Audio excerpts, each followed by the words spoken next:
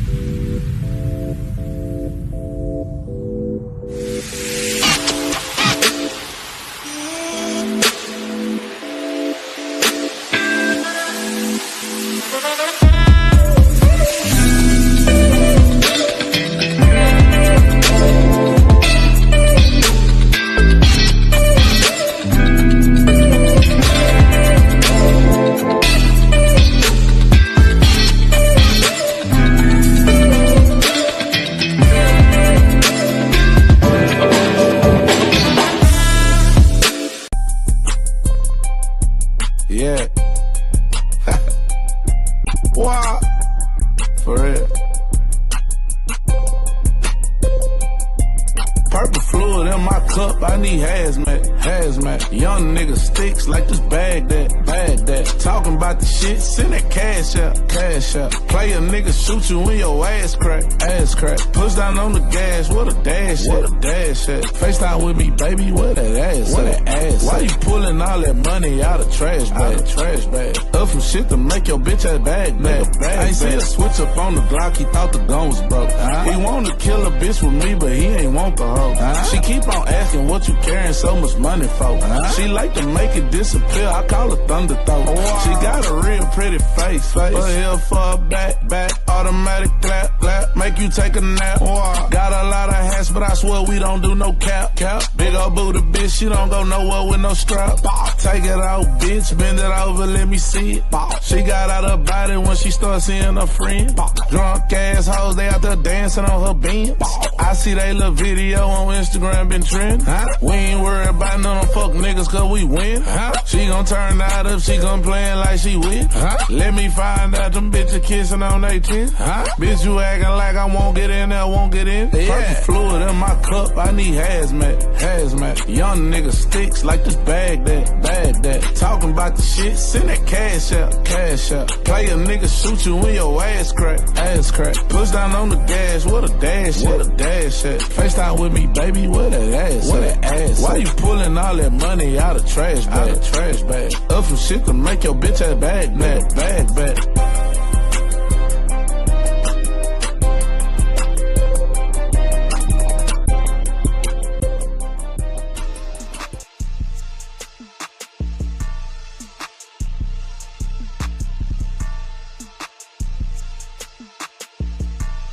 Microphone check, coming through 1-2, yes sir, man.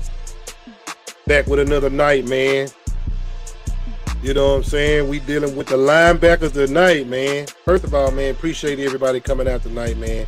Y'all check out some of those shorts, man, that I've been catching up and going through some of the linebackers, D-line, you know what I'm saying? Now we got the linebackers, you know what I'm saying, tonight. Try to make sure that y'all know what type of linebackers are coming out in the draft. So if y'all want to see all the players that I've done previously, check out the recap, man, on the other shows. You know what I'm saying? They are in the comments. I mean, not the comments. They are in the Lounge DFW past comments. They in the G1 Films, Eric Giles, you know what I'm saying? All of that. Lounge DFW on Facebook, YouTube, all of that, man. Y'all share that, man. Hit the like, smash the like, do something, you know what I'm saying? Let them know a brother out there, you know, I see a lot of lookers. I see a lot of viewing. But I be wanting some comments, man. People to say something, bro. Give a like. Say you don't like, say something, man. Goddamn. You know what I'm saying? Don't just stand there and watch. But it's, hey, if you just want to watch, it's all right with me. Better than nothing. But I appreciate everybody coming out tonight, man. You know what I'm saying? You could be anywhere in the world, you know what I'm saying? But you are here with me, baby. Thank you very much. Thank you very much. Thank you very much. You know what I'm saying? So, boom. We talking about the linebackers tonight. You know what I'm saying? We gonna get into the linebackers that's coming out in the draft, the Bobby Bouchers of the draft. You know what I'm saying? Yes, sir, Bobby Boucher.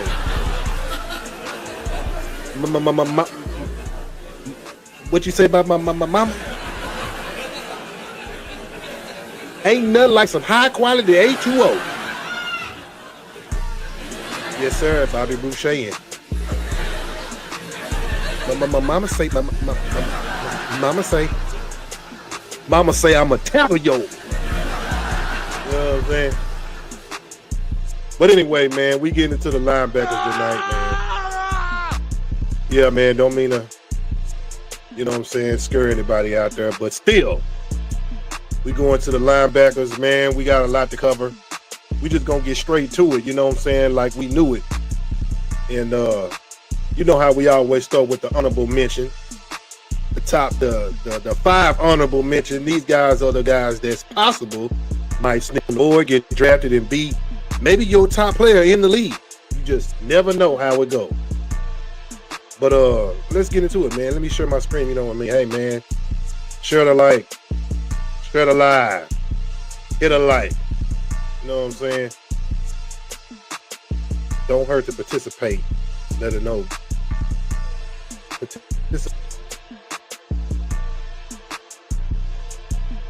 All right. All right, let's see what's going on, man. Y'all done seen enough of me, heard enough. Those are your top 5 linebackers, man. But let's start from the beginning and let's go. What is going on, ladies and gentlemen? Welcome back to the Draft Hub. In today's video, we're going to be taking a look at my top 10 linebackers in the 2026 NFL Draft. Now, I usually consolidate this type of video into one big video, but I kind of want to dedicate a little bit more time to talking about every single guy that I have on my list for the most part, because usually when I consolidate every single positional group into a whole big video, we're going to be sitting here for hours if I'm talking about every single prospect. So the way that I'm going to do this time around is I'm going to be giving individual videos to every single positional group, and then probably around after the NFL Combine, because that's usually kind of the last hurdle for the most part in terms of drastic positional value changes.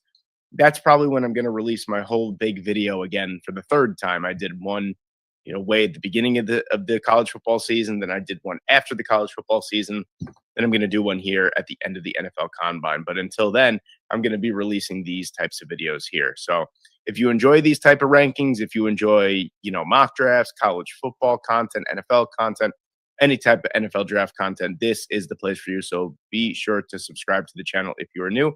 Now, before we get into the actual top 10 list, let's get into some honorable mentions. Now, I do want to mention, hey, listen, if you own a business that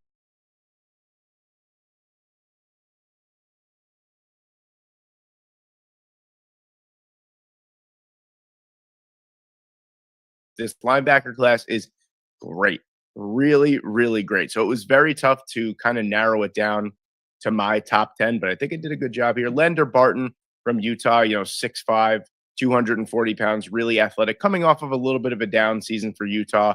And that's really where, some of my concerns lie after, playing on a very, very good defense this past year. Kind of seems like he had his worst season in college football, but he went to the Senior Bowl. Hopefully he has a really, really good pro day and a really good NFL Combine. I think he'll be right back up there in consideration for some early day 3 consideration. Terrene York is another player that I think is just, if he wasn't so small, I feel like he'd be, much more higher valued in the NFL circles. He's also someone that I think, we're getting into a point with the NFL in terms of sizes for traditional positions like linebacker, where, you don't have to be that 6'3", 235-pound bruising middle linebacker. Those days are gone. You're seeing a lot more guys 6 foot, 6'1" in those 220-pound ranges that are more athletic, more slim, that could really cover more than anything else. And Terrene York is someone that I think is kind of going to fit that mold a little bit better. So you're probably looking at someone at the NFL level that's probably going to need a bit of coaching, probably going to play more of a coverage role than anything. Red Murdoch is a player that I think a lot of people are sleeping on for the most part. I think he has the FBS. He's in the FBS record books for the most career forced fumbles. And he had a really, really strong season for Buffalo. I think he had 7 forced fumbles this past year. The only person that of note that had just about the same or a little bit less was Jacob Rodriguez. We'll get to him at some point. Murdoch is an interesting prospect, to someone that's probably going to get on the field in more, run defense situations and more on special teams than anything. Aiden Fisher is a player, again, that I like a little bit more, just a little slimmer for the position that I'd like, 6'1", 225 pounds, really strong player. I mean, really, you could just pick and choose on Indiana, and a lot of those players are great. And Aiden Fisher is another one of those guys that I think with a strong pre-draft cycle will probably wind up getting some early day 3 consideration. Then you have Harold Perkins Jr. here, who's obviously highlighted in this photo. And he's a really interesting prospect because as an edge, obviously, he has experience as a pass rusher. He was actually a really good coverage player for LSU. You have to take into consideration that this is a player that's learning a whole new position. And late in his collegiate career, it's kind of tough to really transition from that, more edge rusher or stand-up rush linebacker position to basically being an off-ball linebacker. But he did a really good job in coverage. He had a pick 6 as well. I think he had 3 interceptions.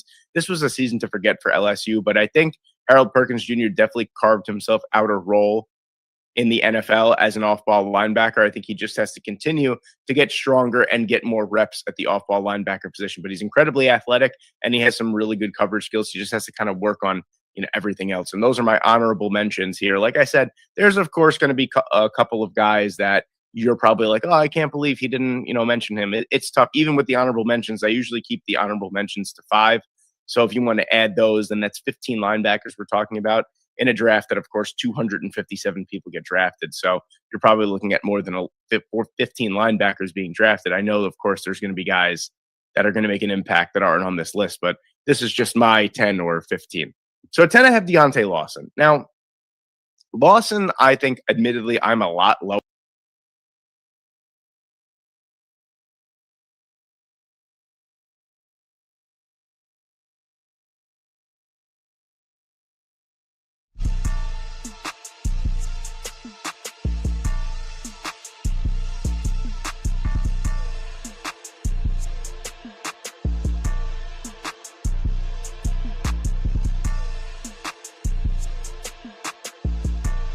Yeah, well, those are your 5 honorable mentions. We're going to start from the bottom all the way to the top. You know how we do it, from the bottom all the way to the top, man. Harold Perkins. Let's check out his highlights, man. See what he's looking like on film. See what he got. See what he got, man.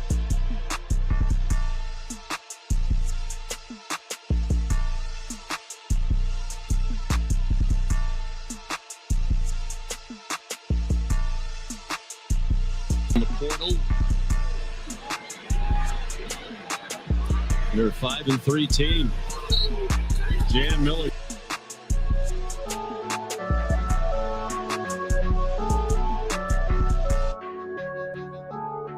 All right.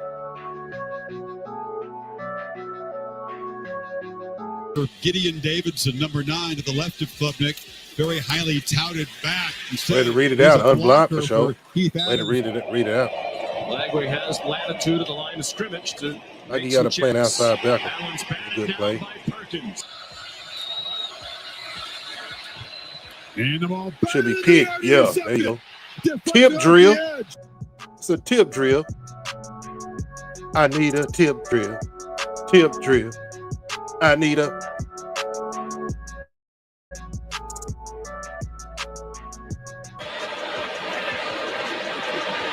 On 2nd and 1, it's Hill. That's just his 8th outside carry the of the also year. in making a play, you know what I'm saying, at the same time. Klubnik on 1st and goal. Desperate heave, and it's incomplete. Klubnik. His knee was down, man. Now his knee was down. There's spot. Way to take on the block and get to the ball and rip it out. That was a pretty good play. Wasn't bad. Wasn't too bad. Screen. Ball. Okay. LSU. Off the field tackle. Pick that.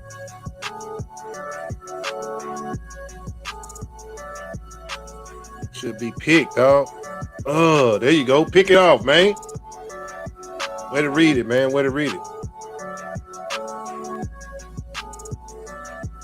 And they brought Jackson back to Lagway's hip. Blitz up the middle from Perkins. Lagway Way to get there. off, incomplete. Some good pursuit right there. They do bring pressure. Klubnik on the move. Heaves it. It looks like he's a good cover blitz linebacker in a way. He playing the run too, outside on the run, so that's good. He kind of got that safety vibe to him, you know, way he kind of play like a safety, strong safety or something. That was a good play right there. Way to get there. Don't even let him turn upfield. Get to him before he get to you, for sure. 5-2, so they'll try it into half anywhere. Now they got him out there in Lagway coverage given line. time again. Throw it into the crowd. Okay, he got linebacker safety type of skills. You know, that's what it looks like. You got to hear about this. Check out There's his this new size pair of and glasses stuff out like there. that. It's basically an automatic. Let's check out his size. See what his stats. Let me see what his stats looking like. Stat pack. See what his stats looking like.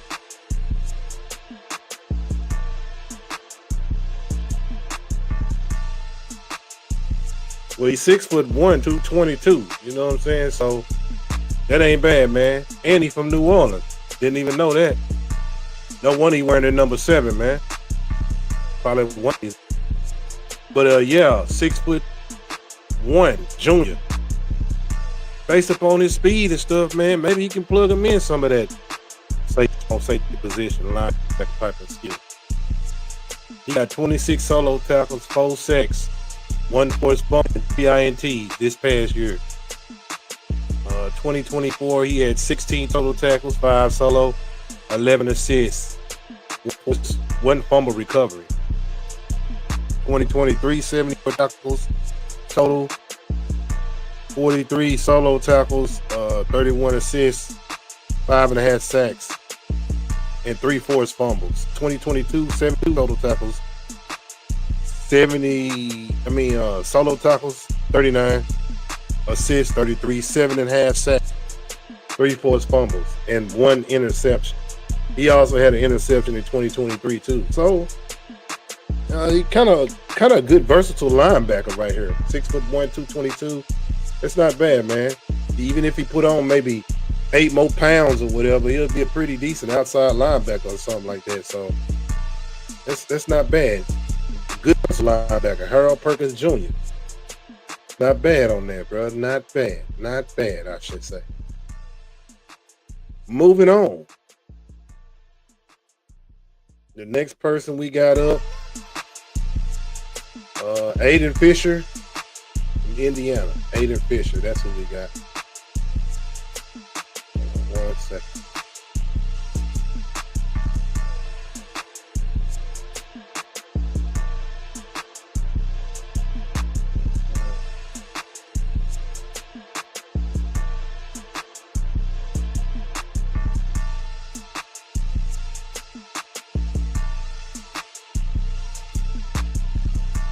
Okay, yeah. We got Aiden Fisher coming up next. That was Harold Perkins Jr. You know what I'm saying? Linebacker for LSU. So let's move on, man. Let's see what we got next.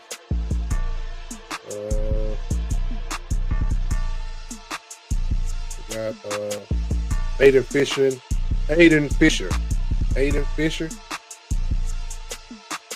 Aiden Fisher from Indiana. Let's see what he looking like.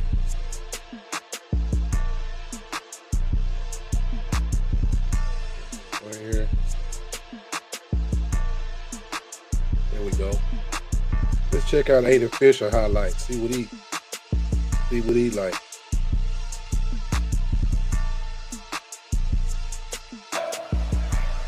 On 2nd and 10. Joseph bottled up and forced back on 3rd and 14, and Indiana defense that expects to turn up the pressure. Jenkins takes him down. Can't get away from the rush. He's sacked by Aiden Fisher. Okay. And he played for he just won a championship, so takes care of the FIU. Just won a championship, you know what I'm saying? So Brian he got winning pedigree, definitely that. With different looks. This was an odd look with Aiden Fisher coming off the edge. You can't hold on to it that long. He do play on the edge a lot too. Fair gain of 1. Edwards back to the air. He's in trouble, and down he goes. Fisher, the first man to hit him, and then Walker cleaned it up.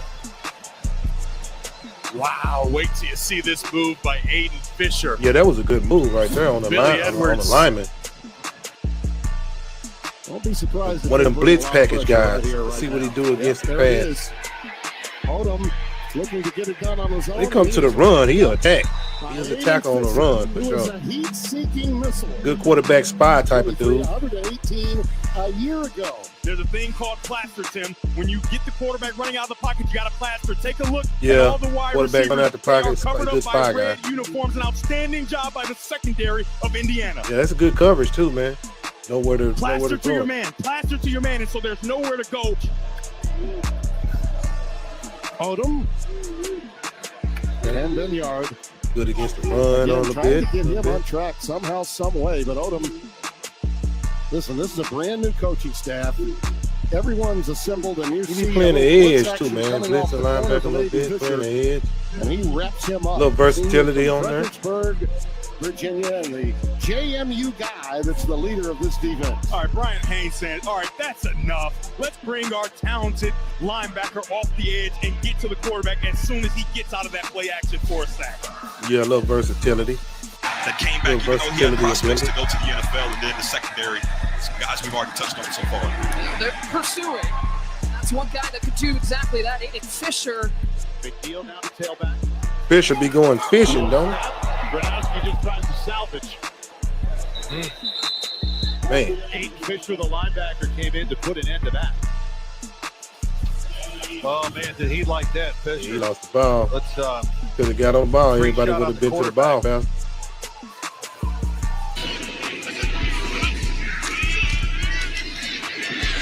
Moore again flushed out of the pocket. Way to read the spy. Way to spy him out. Aiden Fisher again. Aiden Fisher, spying him out. Route this time. It was not there. Coming out of the backfield. Watch, this is where they're trying to go with the ball down the field. Again, defended very well by IU. Good fundamental football. Yep. Do it. That's a The fundamental land of the skill right Ducks there. here on the home field in the last 6.5 minutes. Moore in trouble immediately. Has to go down. Sacked again. This team, a unit, this defensive unit for Indiana is just good all the way together, man. They good together. I unit. think it was Tucker, number 95. It was Tyreek Tucker. By the unit, they are actually good. So Childs gives it to Makai Frazier. The very Nothing. first play of the game. Nowhere. He is thrown back by that Indiana defense. Aiden Fisher. Aiden going Fisher.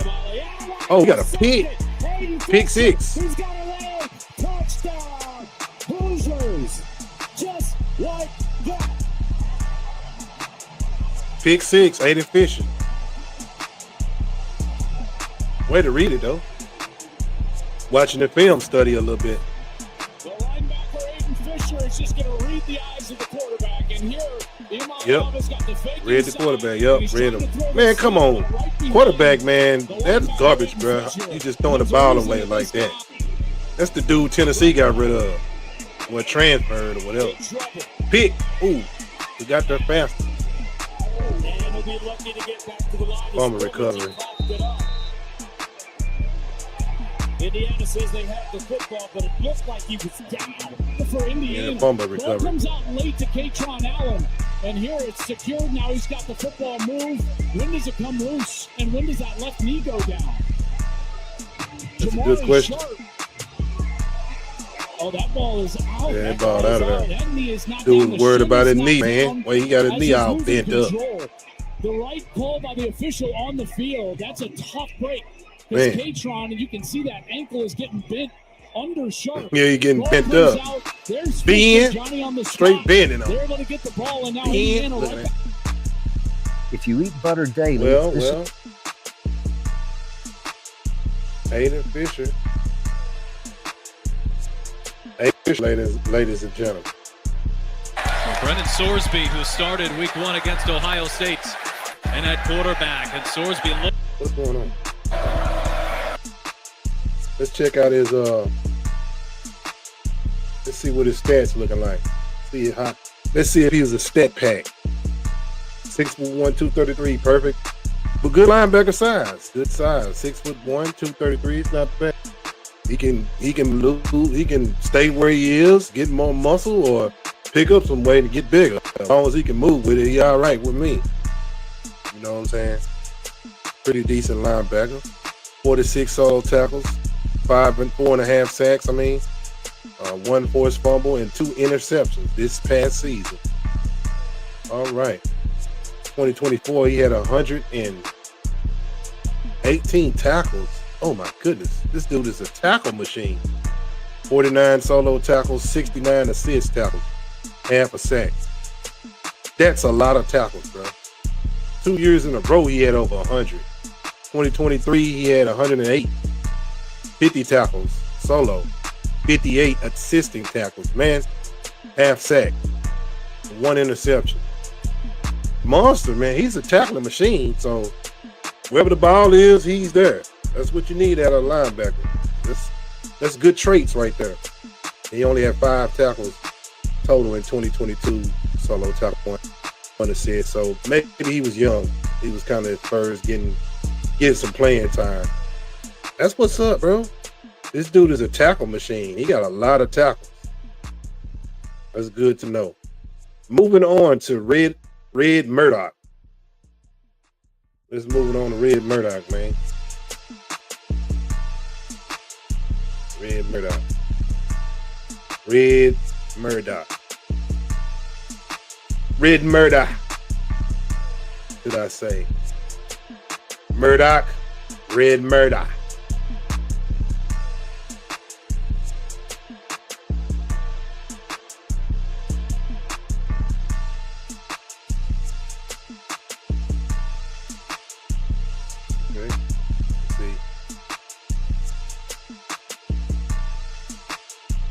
Coverage.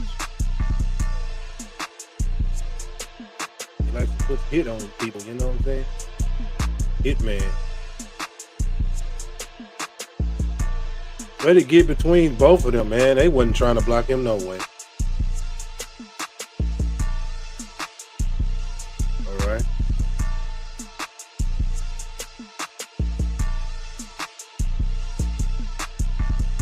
Playing that mic position a little bit.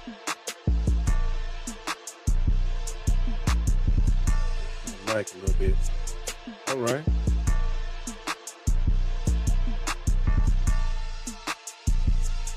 Way to go in the angle. Red Murdoch. Way to come off that block. All right. Good tackle right there. With the blocking. Good job. He didn't get caught up in the blocking too much. Ooh, that's a good hit right there, Murdoch. That was pretty good. Way to get there.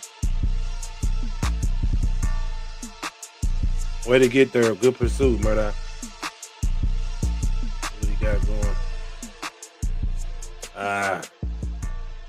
Kind of missed the tackle on that one.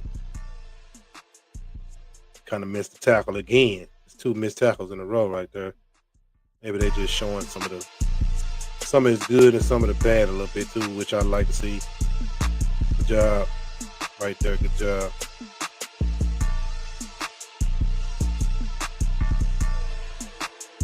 All right. Not bad. Where the nose ball is. Where the ball is. Where to be. Man, that dude kind of did a flop foul, man. That was not a real foul, man. Dude didn't even hit you there. Whoa, he smacked that dude over there on the sideline, though. Lesser Clippers, they're not hard enough. Yeah, man, that dude flopped.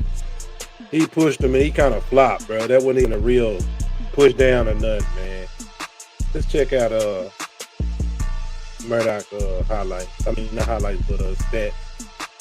Let's see what his stats look like. Dude was flopping, man. Come on, bro. He didn't even hit you that hard, man. Come on, bro. Come on, man. 6'3", 240. Okay, true linebacker size. Okay, we can work with that. That's true linebacker size. Look like he can start on special teams off the rip. I don't know, it's just something about him, but he looked like a guy that can definitely be on kickoff return or something. Not kickoff, I mean. And make some plays to get some playing time. Because I don't know, it's just something about the way he looked. He looked like he'll be all right on special teams for a little bit. 6'3", 240. Petersburg, Virginia. 53 solo tackles. Dang, that's a lot of tackles. 5 sacks and 6 forced fumbles. Man, that's a lot of tackles, bro. That's pretty. That's half the 50 tackles. That's a lot of tackles, man. Yeah, that's a lot of tackles, bro. 42 total tackles. 89 assistant tackles. Like I said, 5 sacks, 2 forced fumbles. 5 sacks, 6 forced fumbles, 2 fumble recoveries. 2024, he had a 50 total tackles, 73 solo tackles, 83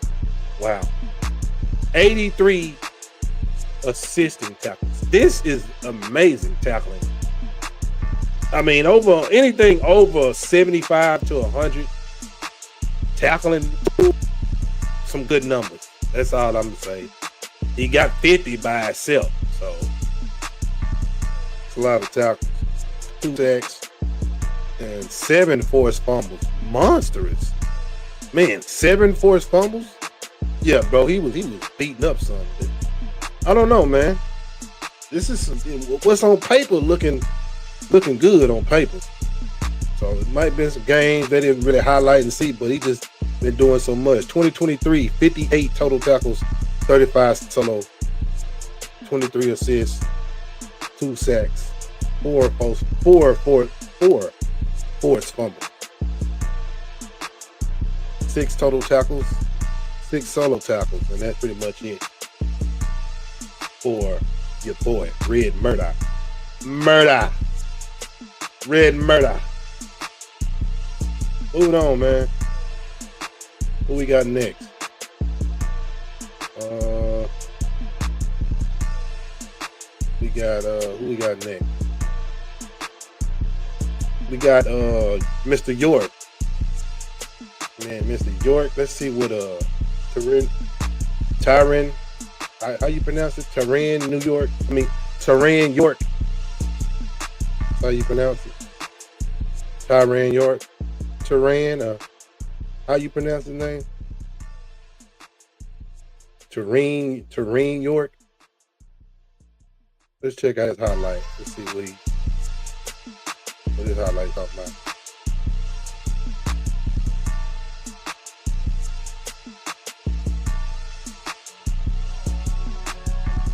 Texas A&M.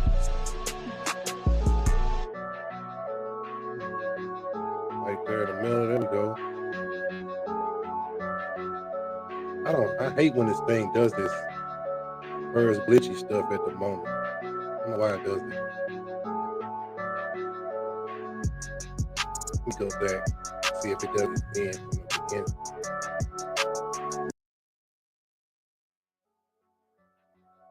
Yeah, still doing it. I don't know why it does that glitchy mess, man.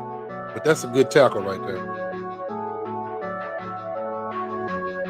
Way to get to the ball. Okay.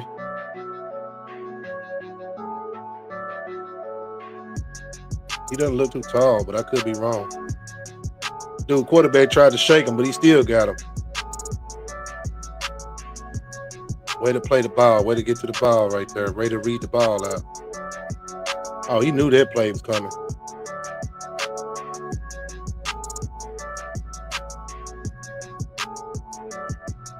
The saying goes, such men are dangerous. McCown looking for that inside screen. It goes.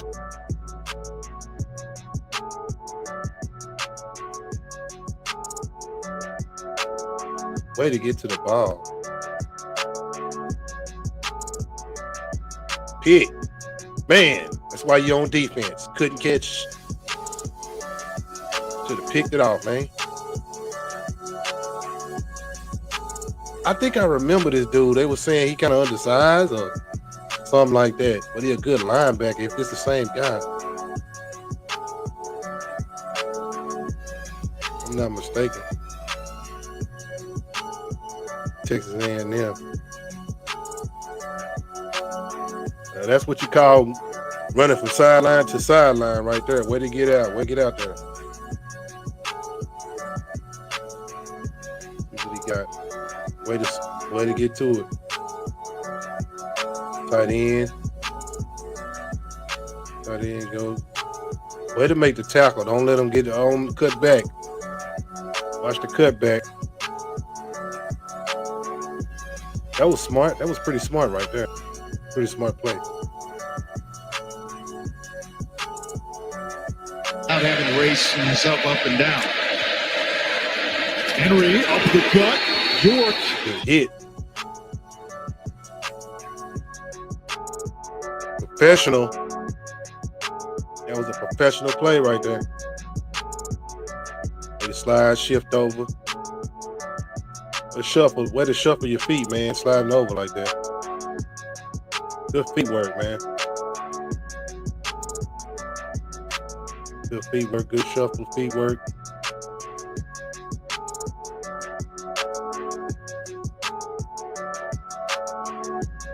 The running back didn't want none of that. Straight blew the play up.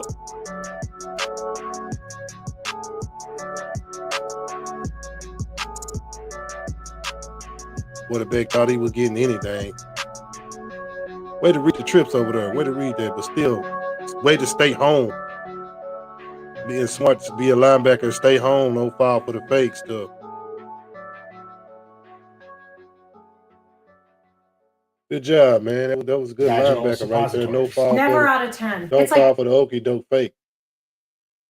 Let's check out his let's see what his stats looking like.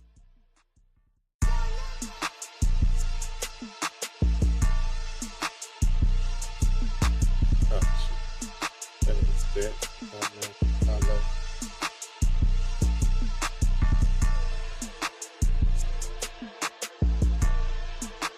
I knew he was kind of undersized. I knew it. I don't know what it was. I think this is the guy they were talking about. He an undersized linebacker. Yeah, I remember them talking about him a lot because he from Temple, Texas too. Yeah, he's 5'10", 227. 32 solo tackles, 1 sack. He's had 72 total tackles this year. Well, this past season, 32 solo, 40 assisting tackles, 1 forced fumble. 2024, he had 82 total tackles, 35 solo, 47 assists, 2.5 sacks. 2023, he had 73 total tackles, 39 solo tackles, and 35 assisting tackles with 3 sacks, 1 forced. Now, let me say this about the undersized linebackers. You know what I'm saying? Because people always write them off. There are a lot of talented players out here. I understand, based upon his speed and what he does in the combine to make his stock go up. But they always want to write players off because of their size. Now, from the way I look at him play, the size really didn't matter where he was making plays. I'm just saying, where he was playing, you wouldn't think he was 5'11" or 5'10", you know what I'm saying, based upon how he plays strong on the field.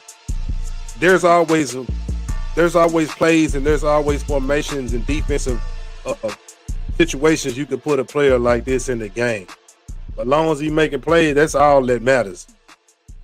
When it's real on the field, that's all what really matters, man. So all you linebackers out there that's undersized, under the 6 foot, under the, that mark where they say, he's a little too short.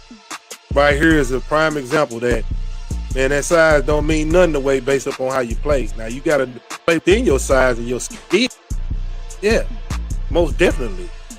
But you definitely got to make sure that you play good enough, consistently better than the guy that's 3 times bigger than your size. Can't afford to make any mistakes. You got to play mistake-free.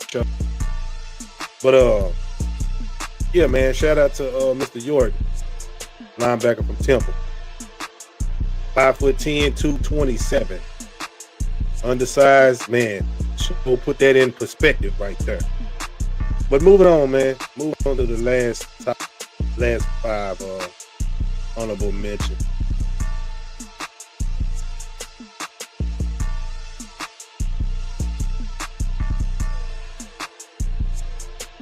Landon Barton, that's his name.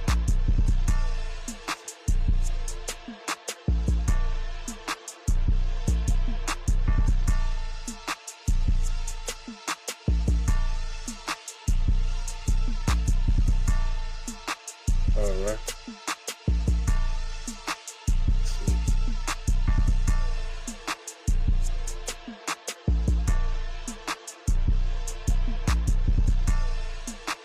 Okay, cover the tight end. Put him on his back. Got out there. Put him on his back and still made the play.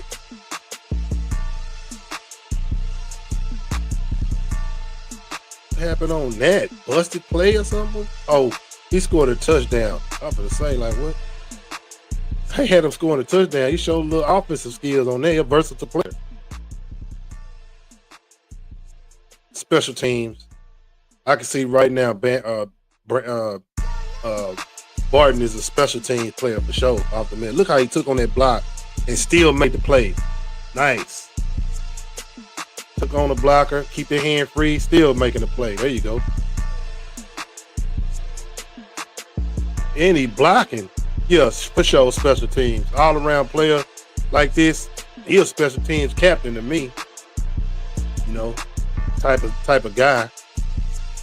He can fit into the role to be a special teams captain. Because he played both sides of the ball, man. You don't see too many linebackers playing both sides of the ball like that.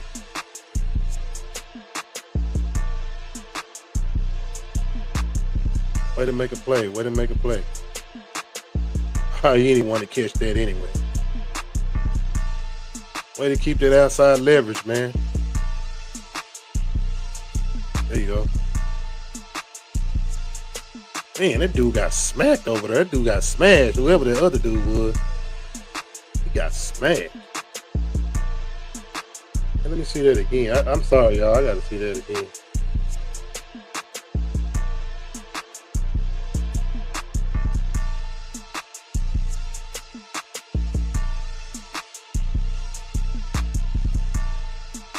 That dude right there, man. That dude got smacked. You gotta keep your head on the swivel, brother. He wasn't even a person that was, man, he just got smashed. Look at that.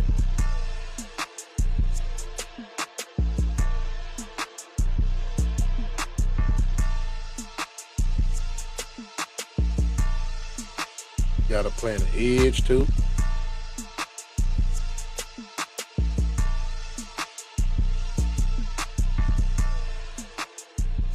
That's straight. Ain't nothing wrong about that.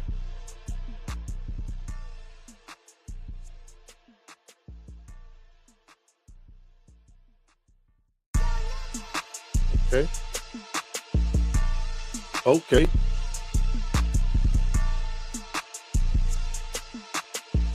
Way to take on the blockers too, man.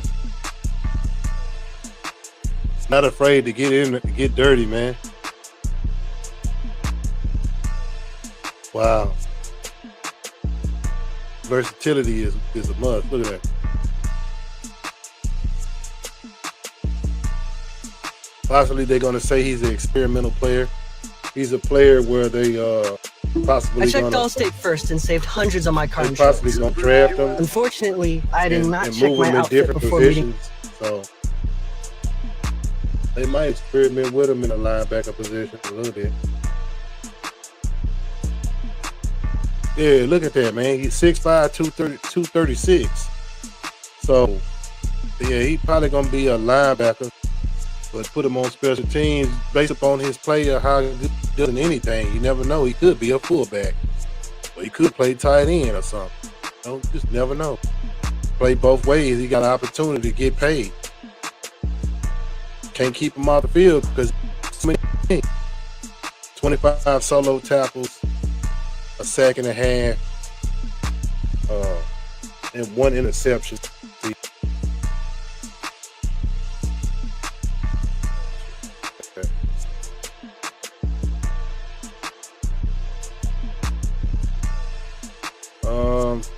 2024, he had 72 total tackles,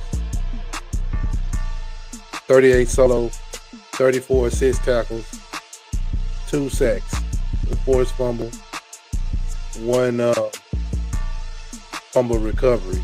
Then he had 2 interceptions.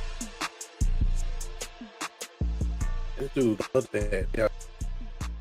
144 carries or something like that. Wow, that's crazy.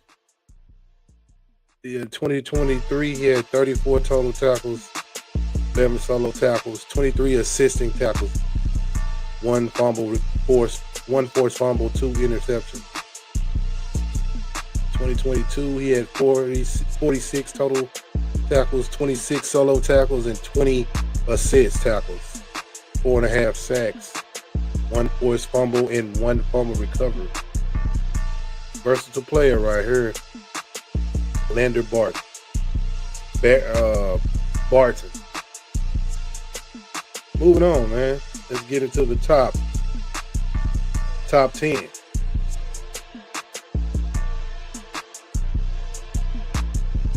Let's get into that old top 10, you dig?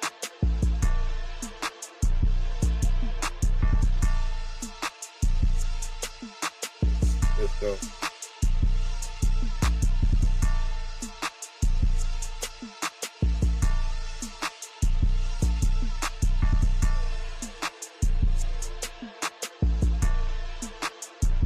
In a draft that, of course, 257 people get drafted. So you're probably looking at more than 15 linebackers being drafted. I know, of course, there's going to be guys that are going to make an impact that aren't on this list, but this is just my 10 or 15.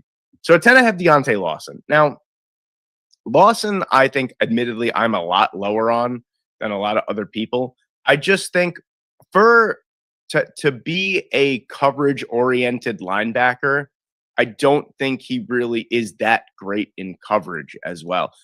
Too high of a missed tackle rate for me as well. This Alabama defense has some very interesting draft prospects on it that I think are being way overvalued considering that they're from Alabama. You know, Damani Jackson's a player that I'm thinking of as well. Deontay Lawson, LT Overton, Tim Keenan. These are some guys that I think are just being a little overvalued because of the pedigree of the college that they play at. But Lawson is a good player, and like I did say, he is kind of more of that traditional linebacker that I'm looking that the NFL is looking to transition to for off-ball being more athletic, more coverage-oriented. I just think he misses way too many tackles for my liking as well. Run defense, he's not really the greatest. It almost seems like he's unsure of himself sometimes coming downhill and meeting the ball carrier, at the point of contact. And again, coverage-wise, I just think it left a lot to be desired. But I do think, the athleticism is certainly there. Yeah, we did see some great coverage stops as well. So I think if he could land in a good situation, I'm thinking maybe like the Texans would be a really good situation for Deontay Lawson, where I think DeMeco Ryans could really kind of squeeze the most out of the potential that is clearly there with Deontay Lawson. I just think the on-field product doesn't match the talent that's being talked about, and that's the reason why I have him at number 10. But definitely the athleticism is there. He certainly possesses the play strength to be able to, and the coverage abilities to keep up with these tight ends and running backs. I just think it's a little overblown considering that he's an Alabama prospect. At 9,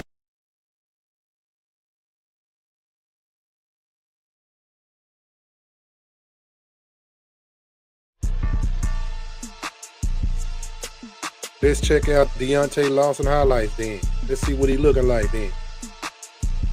See what he like playing that linebacker. He is playing for Alabama, so you do got a high octane type of school. Cass Jones is the back.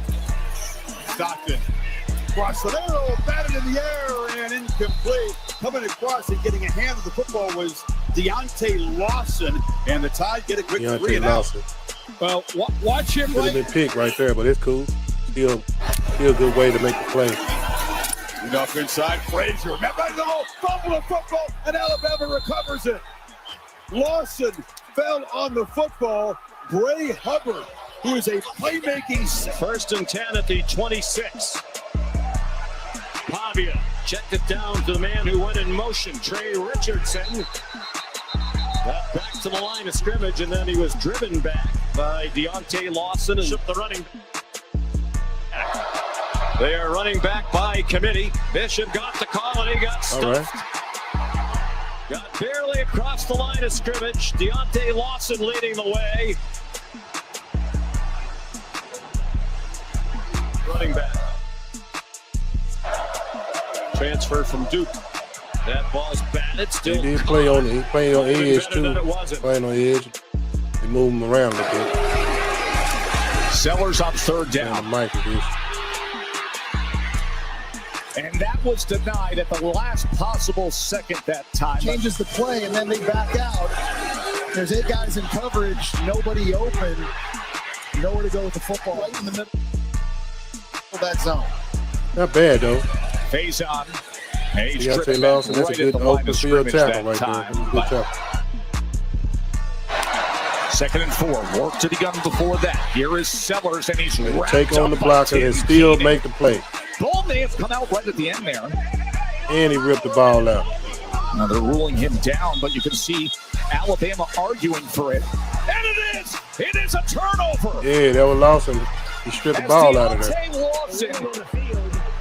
There's a fumble recovered by the defense. Hey, that's a good play, man. He took on the block, still made the play, and ripped the ball out. 320 pounds, and Lawson was quick.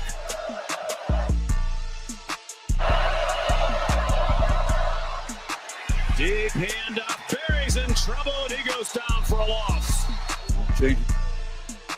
Quickly. Funky formation, and Cobb runs behind it, but doesn't go far.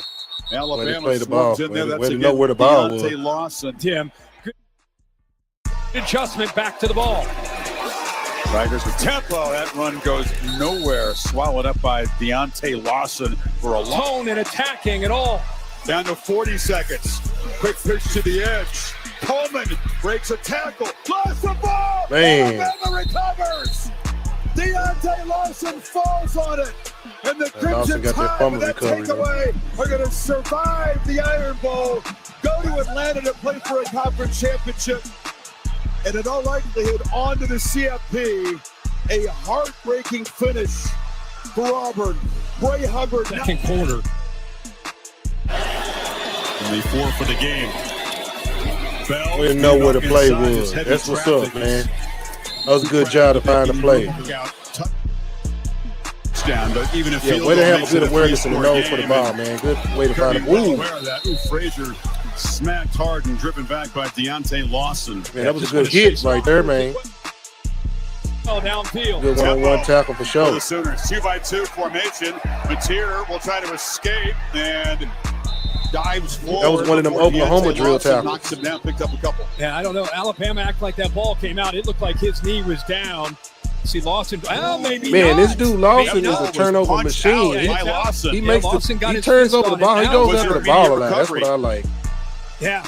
Yep. Right side. Here comes Lawson. Forced fumbles and stuff. Just got tougher on 3rd and 10. They do bring the pressure. Mateer from his end zone. Batted down. It was That's what the game is about. Who got a hand on it. Another risky throw. Lucky to escape that. Here comes a bunt. What's crazy is I think went off his helmet. 2 for 2 on touchdowns tonight in the red zone. That was early on. Pressure again. Mateer trying to escape. Backpedals, and he'll be dropped. Way to keep going, man.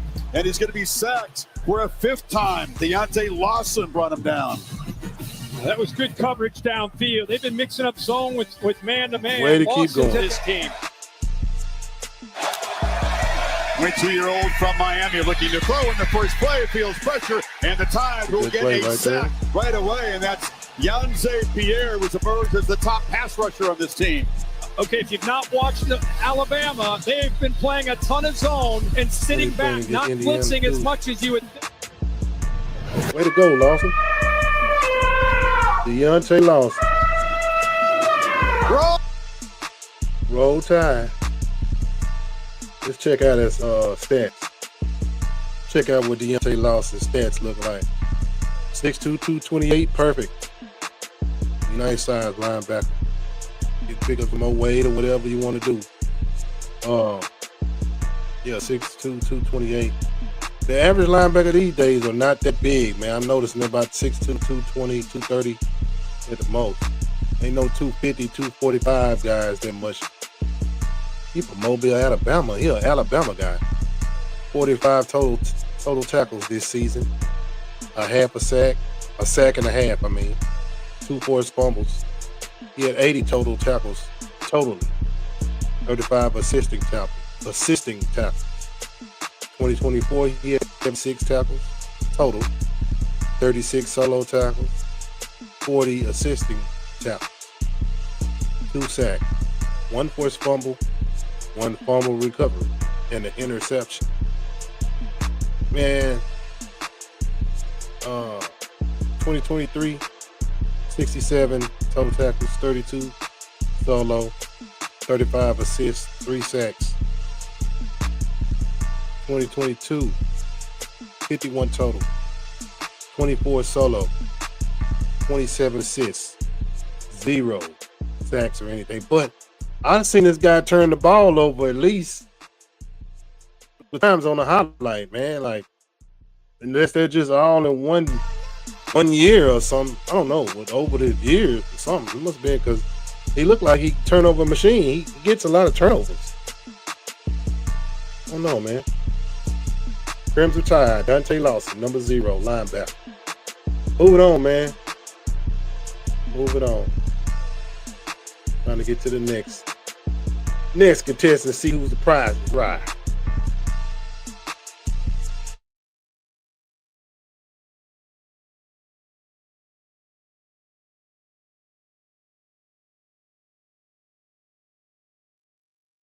I have my draft darling, and this is Caleb Elarms-Orr here from TCU. Just an exceptional player, in my opinion. I stumbled upon him early on in the college football season, and I was like, man, I don't see anyone really talking about this guy. Then I went on, Pro Football Network, and I looked at their mock draft database, and I saw he was way down in like the 400s or 500s, and I was like, wow, that's pretty interesting. This guy looks like he could ball. And he had a really good year last year, and the year before that, he was good. And then he had a sensational year this year, and he's been moved up ever since. And I've been I'm probably the president of the Caleb Elarms-Orr fan base at this point. Hell of a football player, great coverage linebacker, really, really strong in run defense, and a really solid 7.6 missed tackle rate. And for an off-ball linebacker, where you have so many attempts, where I believe he made 82 solo tackles himself this season for the TCU Horned Frogs, that's a pretty low missed tackle rate at that point. But Elarms-Orr is kind of like what I said about Deontay Lawson. It is what I'm going to say about Orr. I do think that he is more of that athletic coverage-based linebacker, but he does much more than that. He's not a great pass rusher, and that's really okay. I don't really need my off-ball linebackers to be great pass rushers, but he's incredibly solid as a run defender. I believe he had over an 85 grade as a run defender this past year, and he was phenomenal in coverage again. He's just a player that I think is really going to be able to do it all in terms of being on the field on all 3 downs, and he offers a lot as a special teamer as well. So it's a two-faceted thing with Caleb Elarms-Orr. I do think he's probably trending to be more of a later day 3 prospect, but I do think he has the talent and the overall ability to be someone that if he was selected as early as, an early 4th round or even late 3rd round, we're kind of like where we saw, what the heck was his name that got drafted last year? What was it? Ruben Hippolyte, I think, the 2nd out of Maryland. He was a player that went a lot earlier than people expected. But, when you're athletic and you could cover running backs and you can cover tight ends and you have that elite lateral quickness and agility, teams are going to draft you. I think that's what Elarms-Orr is. Don't forget, he's all Big 12 this year. I believe he was Big 12 for the linebacker position last year as well. Really, really solid player that I think flies under the radar. He's one of my favorites in the entire draft class. Personally, for me, I think he's a top 75 player. This is also not a strong draft class, albeit that, but I think he's a top 75 player in this draft class. And hopefully he lands in the right situation that will be able to utilize him right away. But I think if he gets his shot, I think he's going to turn a lot of heads at the NFL level. At 8, I have Josiah.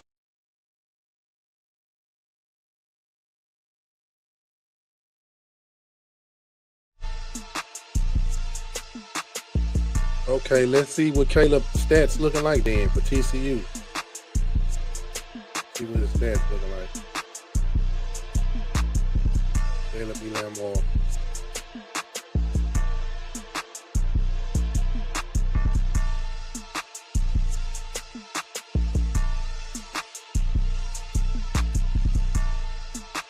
Hold it down this time. I want to see them put a pressure back on the defense. Harden, the running back. Coming in from what? And back on that sprint to the right. Oh, Elarms-Orr. Caleb Elarms-Orr. Maybe that's what it was. Caleb To the wide Elarms. side counters, great play.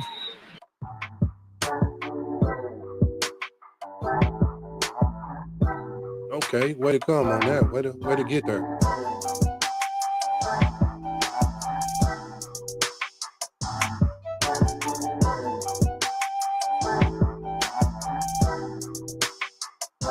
Good job.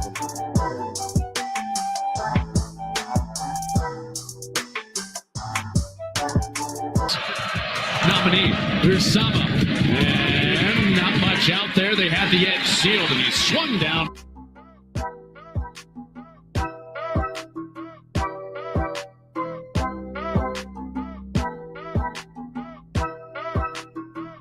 Oh, right. That was a good play. Elon Moore.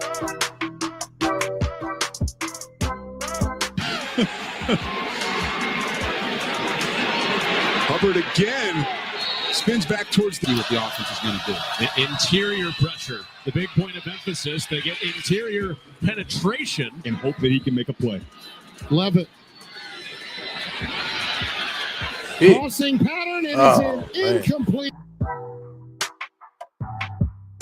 Way to take on the block and still make the play. There you go. Same exact results.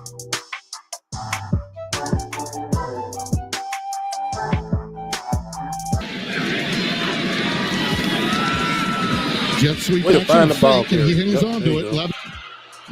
Here comes Devin That's Deal with the wide. inside rush. Pick. Is it picked? No, but broken up. Man, got you have your INT ready. Yeah, one of them holes, he know he was coming through. There you go. Receiver too. He is. And he was wide open. Connors remains the setback. Only 3 on that play. Veteran move, now milk it. inside 5 of the clock is when they get it set, and Hansen is swarmed.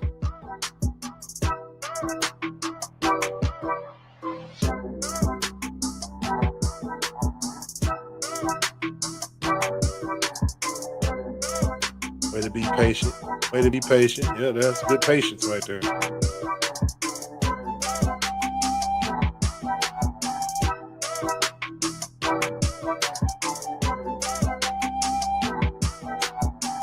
Yes, sir. Way to take on the block is keep your hands free.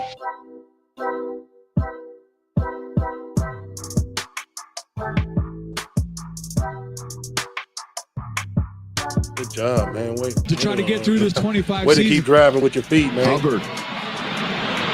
Jets around the edge, showing off that burst. 41 yards on a pass that was absolutely ripped. Now the quick screen. Kobe Prentice will try to shake free and takes it to the 40. He stays in there at running back. He'll carry it again. Tyson Brown, rather than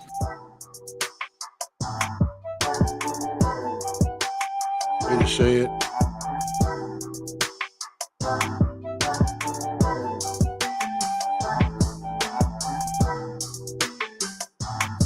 Way shed to make some tackles though. Out there on the island. There you go. He didn't get shook up because he was out there on the island. Outside contain. No, sir.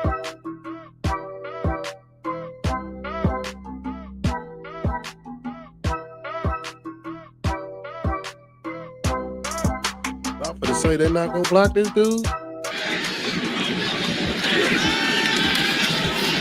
Brown. She's great. He's definitely coming on that one. Patience. There you go.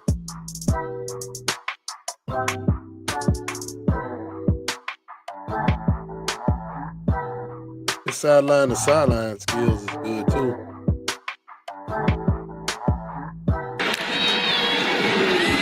reverse. It's Yamari Thomas.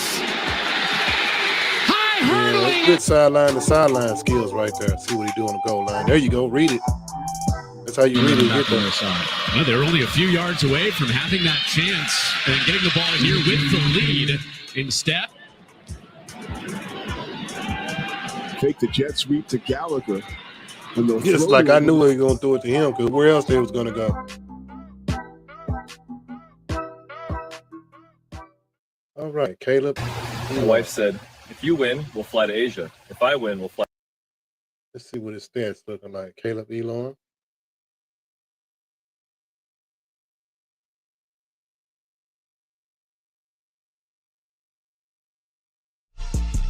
Okay. 6'2", 235. That's a pretty good size. He had 6 tackles, 4 sacks, 60 solo tackles. I'm sorry. 130 total tackles, 70 assists, 4 sacks. 2024, he had 54 total tackles, 20 solo, 28 assisting tackles, 2 sacks.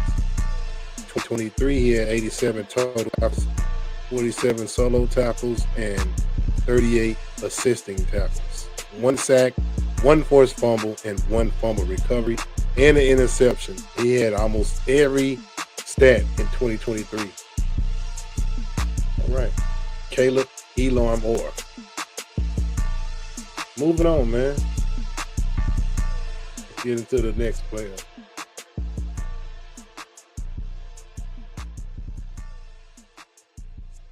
Next player.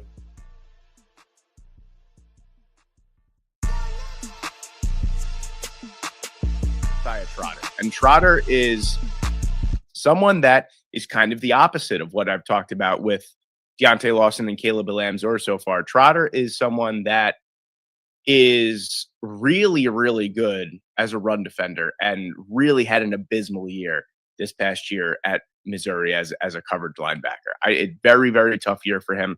But the talent is there. That's the thing. So, you know, if you're going purely off of grades, you're going to think, my God, Josiah Trotter might be the worst graded coverage linebacker in the SEC. And you wouldn't be too far off by making that claim. But there obviously are aspects there. He has the ball skills. He has the coverage abilities. He has the agility and the quickness, 6'2", 237 pounds. Really nice frame as well. Just an excellent tackler and an excellent run defender as well. Someone that really came downhill, hit the ball carrier hard, and at the point of contact, basically dominated the point of contact almost every single time. This is someone that some people have in first round consideration. And in years prior, we've seen the coverage ability. It wasn't there this past year. I'm going to say with obviously learning a new defensive scheme, sure, you know, there could be some hiccups along the way. But Trotter is a player that has a great track record in terms of being a coverage linebacker as well. He's a phenomenal run defender. Good pass rusher as well from the off-ball linebacker position. So the talent is certainly there. The athleticism is there. The tackling technique, it's all there. I mean, you have good pedigree. Your brother's in the Jeremiah Trotter Jr.'s in the NFL right now. Jeremiah Trotter Sr. was a Pro Bowler in the NFL. You know, the proof is in the pudding, and the pedigree is certainly there. But Trotter, could we just pause for a minute and kind of go off script for a second? Isn't it funny how like an entire family can just be like, the dad is a linebacker, and then, you know, a good linebacker in his time, then like he has 2 sons and they both are going to be NFL linebackers too. I just think it's so funny how that works out. It's so true how like some things just carry through the genes. But yeah, Jeremiah Trotter Jr., what was it? A couple of years ago, he came out in the draft class, and then Josiah Trotter this year. But I do think Josiah Trotter is a little bit better than Jeremiah Trotter Jr., but I would love to see him kind of bounce back in terms of being a coverage linebacker, because it just wasn't there this past year. But he certainly has all the tools. He just needs to make it work on a consistent basis. At 7, I have Kyle Lewis. Now,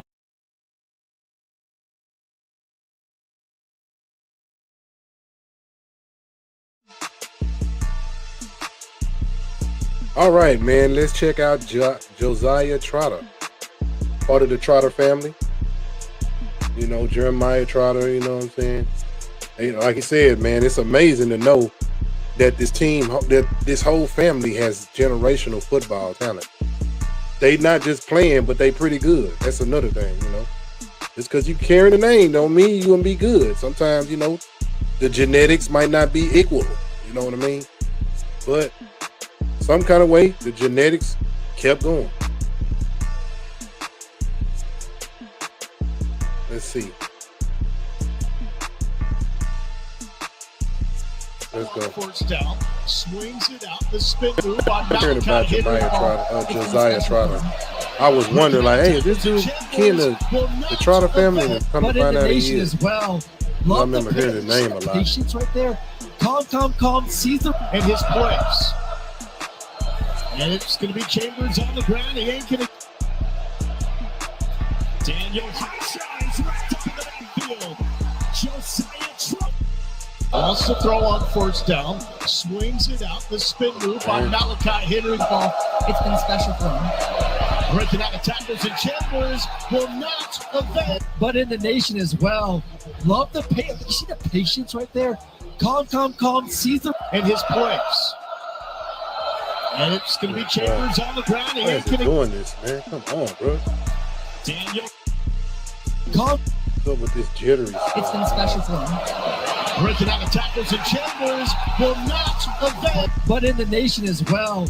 Love the patience. You see the patience right there? Calm. Sees them in his place. And it's going to be Chambers on the ground. He ain't going to.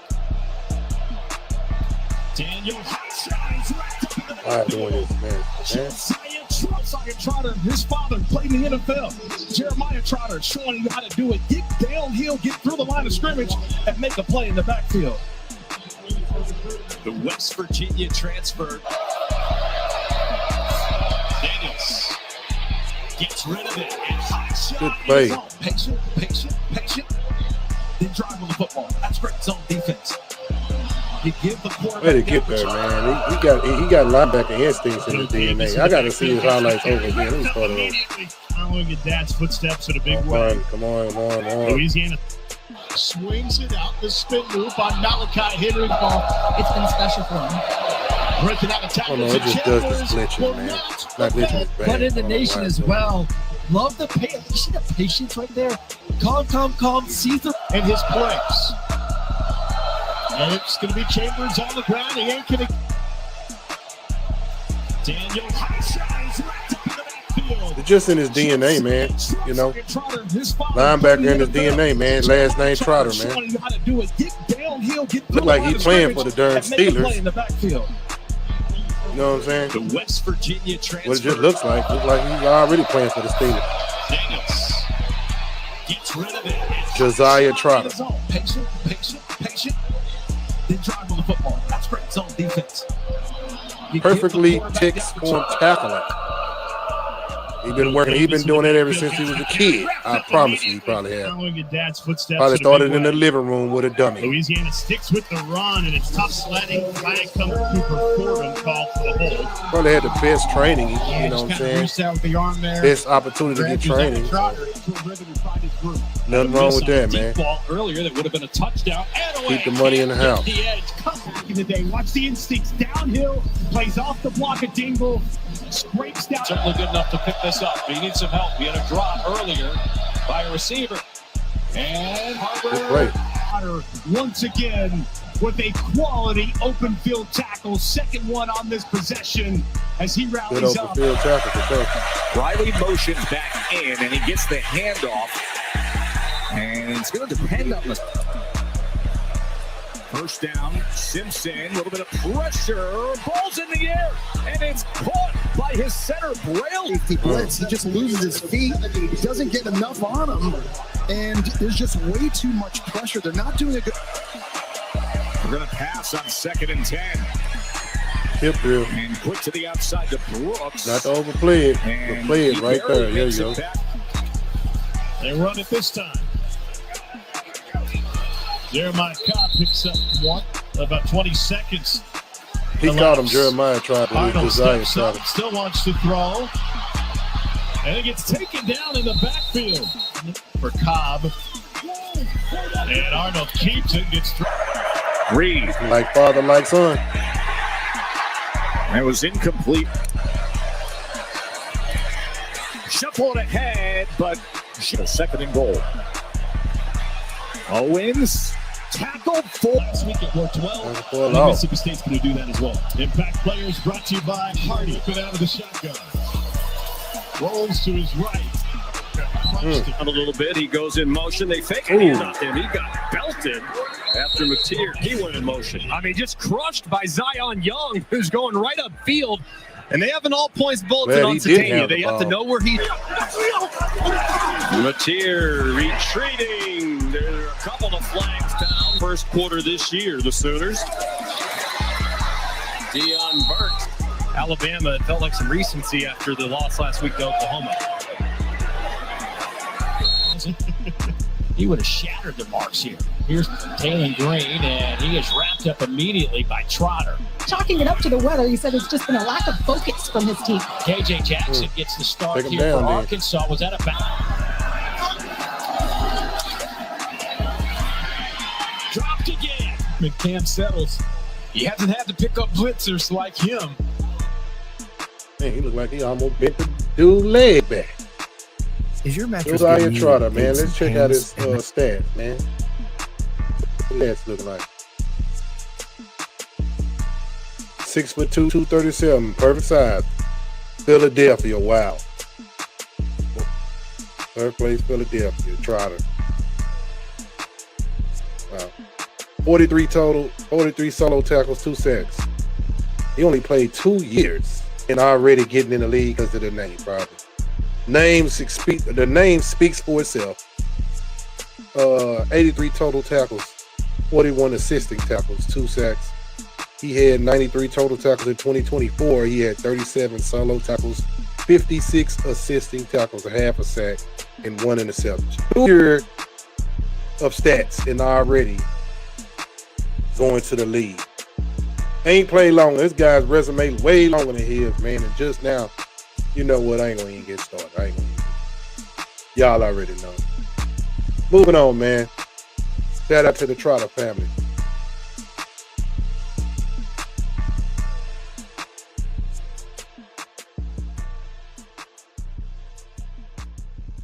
Moving on. Kyle Lewis could possibly be, outside of, your top 2 guys for the most part, or really your top guy, could be your best coverage linebacker in this draft class. I think Kyle Lewis is trending towards being a top 50 player. He had a phenomenal Senior Bowl as well. Was from the people that I know that are close to me that watched Kyle Lewis with their own eyes. I wasn't able to make the Senior Bowl this year. I'm hoping to go in 2027. That's going to be so big for this channel. I'm going to be so excited when I could finally get down to Mobile. With my old channel, I did get credentials in 2023 to go down to Mobile for 2024, but it never materialized. I've never been down there, and I'm super excited to potentially go next year. Anyway, Kyle Lewis, fantastic linebacker, a little undersized, 6'1", 220 pounds. The proof is in the picture here, but a really, really awesome coverage linebacker. Great tackler as well for someone for his size. He really reminds me of, if you guys remember Telvin Smith from Jacksonville, that's what Kyle Lewis reminds me of. He's going to be a mid-round guy that a lot of people are going to overlook, and you're going to go, how the heck did this guy fall to the 3rd or 4th round in the 2026 NFL draft? This guy is a stud. He can cover everyone, and that's exactly what he could do. He's just born to be a linebacker. Really good for his size. He's a good run defender as well. Just kind of really good grades across the board. Great missed tackle rate as well. He's someone that at the beginning of the draft cycle, I wasn't nearly as high on, and admittedly, I didn't watch enough game film on him, but watching his movements and watching the way that he blows sideline to sideline, his natural coverage instincts as well. He's got strong, active hands and coverage. He's a phenomenal player, and at the worst, you're looking at an elite special teamer, but I think Kyle Lewis is going to be way more than that. I think he's going to be one of the better coverage linebackers in the NFL in a few short years. He's a really great player, and if it wasn't for a couple of the studs that we have at the top of the list here, I'd probably put him inside my top 5, but Kyle Lewis is exceptional. At number 6, I have Anthony Hill Jr. Kind of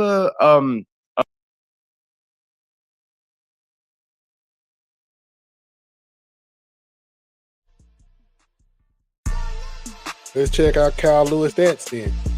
See what he's talking. Let's see what he looking like.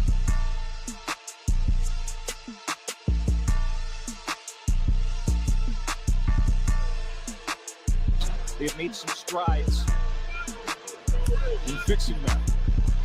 Rolling out, and Riddell is blasted. Blitz comes in, and guess who? Kyle Lewis, who's coming out that All-American sack of the year. Well, Randy Bates told us Kyle Lewis is the heart and soul of the team. You don't know when he's blitzing. You don't know when he's pressuring. He plays linebacker. Kyle Lewis gets a lot of freedom in this defense to be aggressive. They trust him. He's been in the system for a while.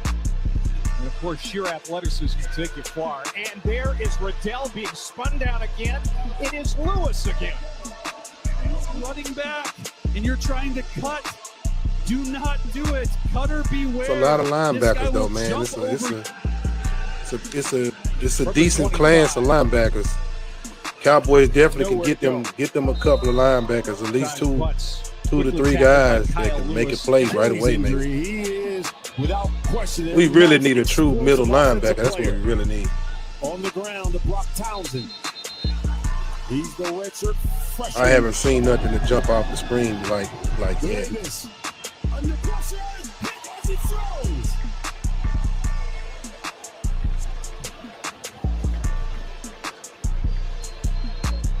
They called that a fumble because they did. I guess they did. Should have the fumble. I guess they considered that. And as he has a full offseason, I think we're going to see this West Virginia team get even better.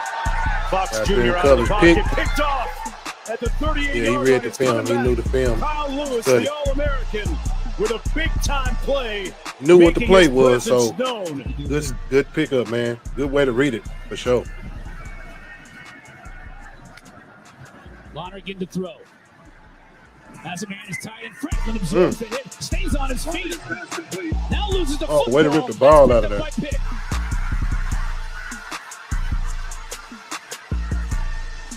Kyle Lewis, who always seems to be around the football, is once again picks up the fumble. And an excellent throw here by Lonergan. Phenomenal catch. You stand up, stand the contact review.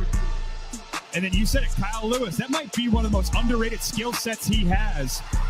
The All-American running back, or All-American linebacker. I seen Fitzgerald replicate the same exact catch, and that was like crazy. I was like, that's the same catch. Oh, man, another pick almost.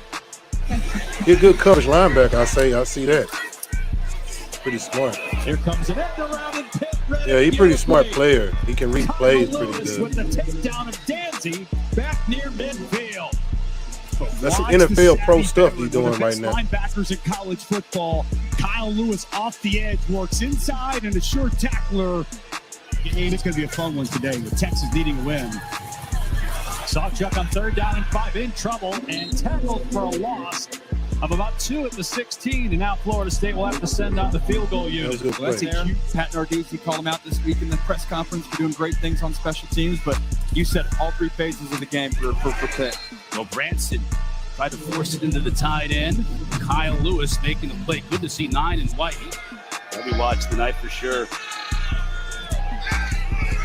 Go Branson on the fake pressure on the edge. Gets away from it. Now looking for Roush again. Oh, pick. Look like a DB out there the way he's doing that. Was outstanding by Kyle Lewis. He looked like he's an excellent cover linebacker. I can say that. To get your head around and look for the ball, man. That's what I'm talking about, bro. In the top 10 for sure. Visibility's got to be a struggle, but it's always got the juice. Out there playing like a strong safety or something, like a Roman safety. Not feel like they're going to get beat over the top. Outside linebacker, I know that. Coverage out there in the flat. Look at that. Short.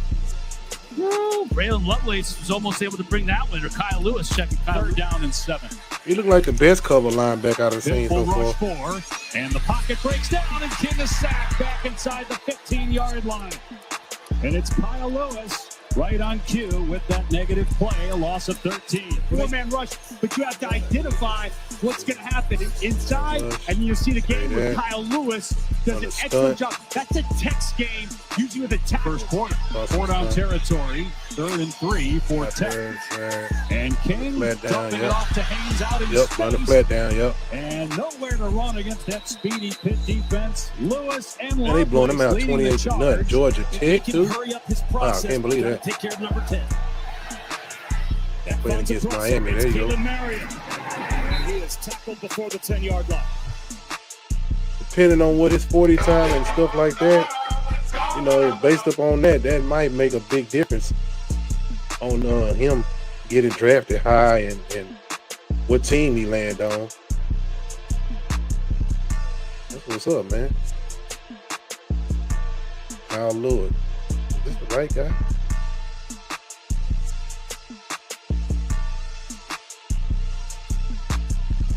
This can't be the right guy. Somebody else. Wrong name.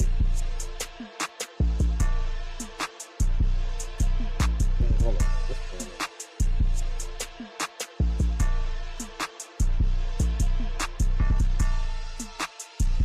going on?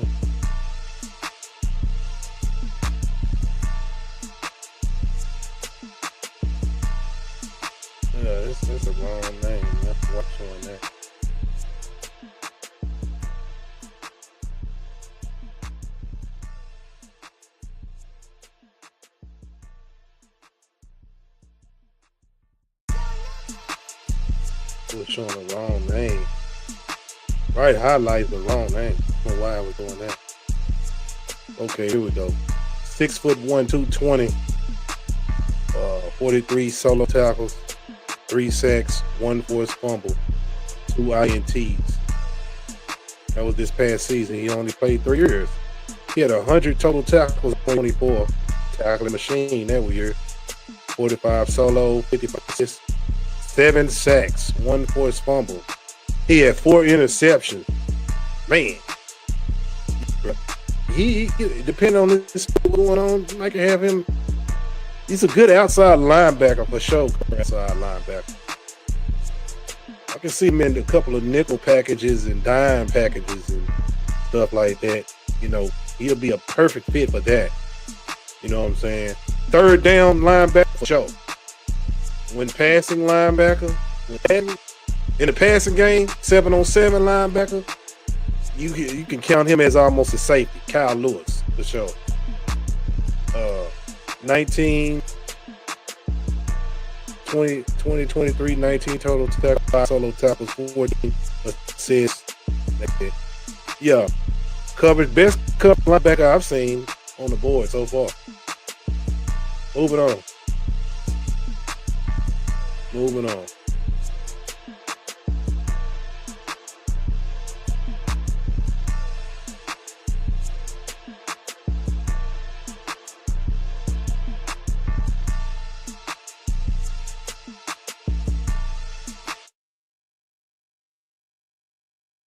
A weird season for him. He didn't particularly play that great, and I do think his draft stock kind of took a hit because this was someone that early on, before the 2025 college football season started, this was someone that was definitely generating, top 15 hype in terms of being a draft prospect for 2026. So he's in a little bit of a weird transition, but the talent is certainly there. What I mentioned before with Trotter, similar size frame as well, 6'2", 235 pounds. Commanding field general as well. Someone that's in on every single play. He's going to make a tackle on every single play. The athleticism is certainly there. The pass rush ability is certainly there. The coverage ability is there as well. He just had a really weird season where I feel like he didn't really get going. He played some good games towards the end of the year, but we never really got to see the true potential of Anthony Hill Jr.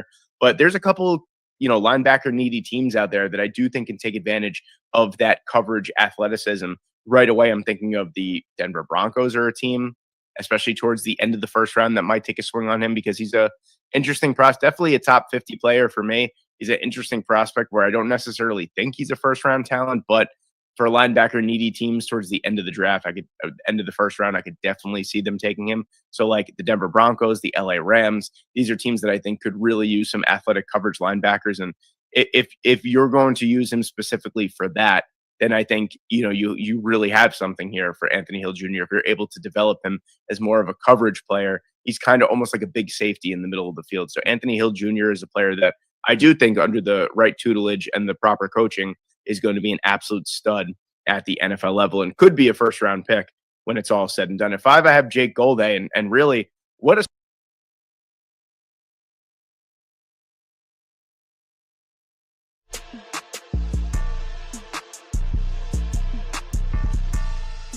Yeah, I've seen how Anthony Hill Jr. play. I've been kind of following, but let's check out his highlights. Let's look at Anthony Hill Jr. highlight. Man, we got a lot of hybrid safety linebacker type of players, and good in coverage and stuff like that. That's what it sounds like.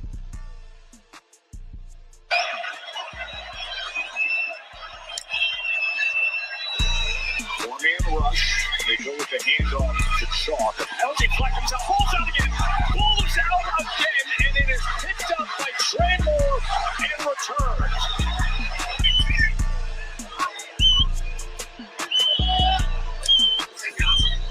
He get a 2nd and 5. Good protection. Pitch and catch to their first down. Good play. Out at the end. Texas is Got some overthrow type of stuff going on. Really. Another Texas type of that. And he got number 0 on. So that's really nice. Okay. Slam down. No game into the big number 0. Anthony Hill Hearts. last week in the loss in Gainesville.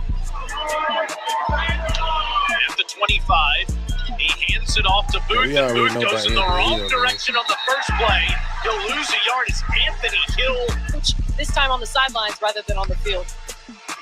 And now on the first and the second and 5, Booth is wrestled to the ground there. Plus, yeah, we already know Anthony Hill is the deal. Evans, rather, throughout this day. 3rd and 12 for Chapin, and he's down. He takes a huge hit. Anthony Hill. All kinds of trickery, but not sold. And Bobby is taken down again. Anthony. Too easy, man.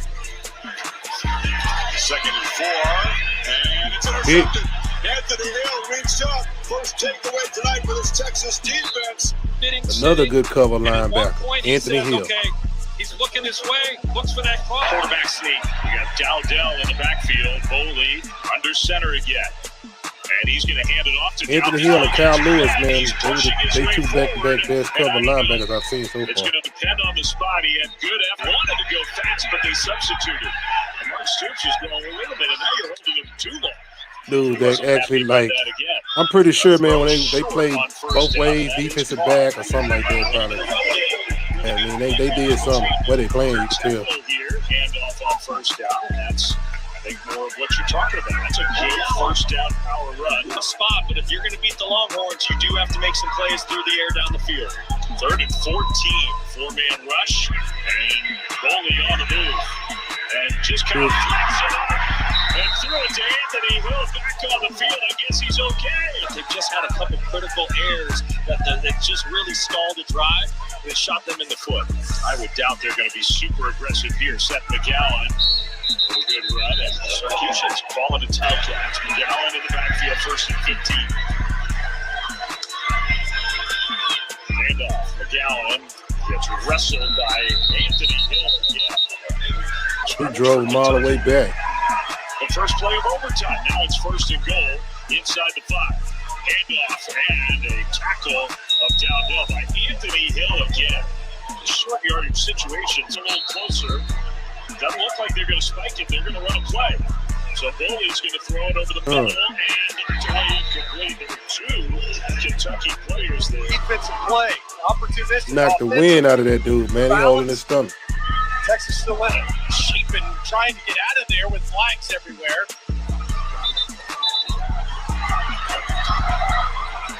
Chapin in trouble. Lost the football and goes down. Yeah, that was a good play right there. As we take another look here. You see the pressure in Hill. Chapin just losing control of that football. Who's the back?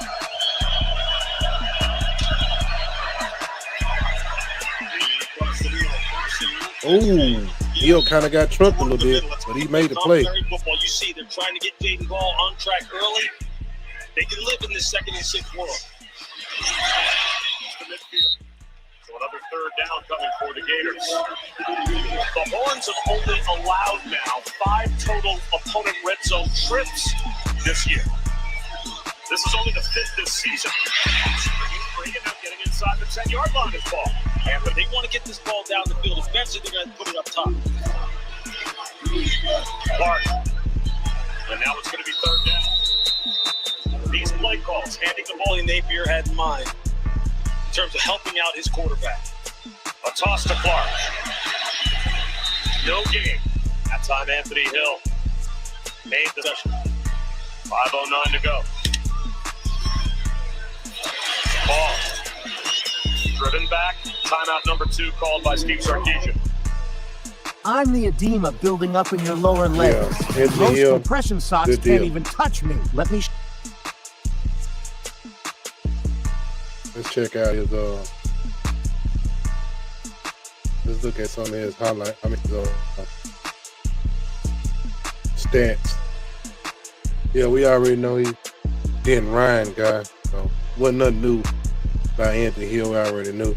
6 feet. Well, we know. I know.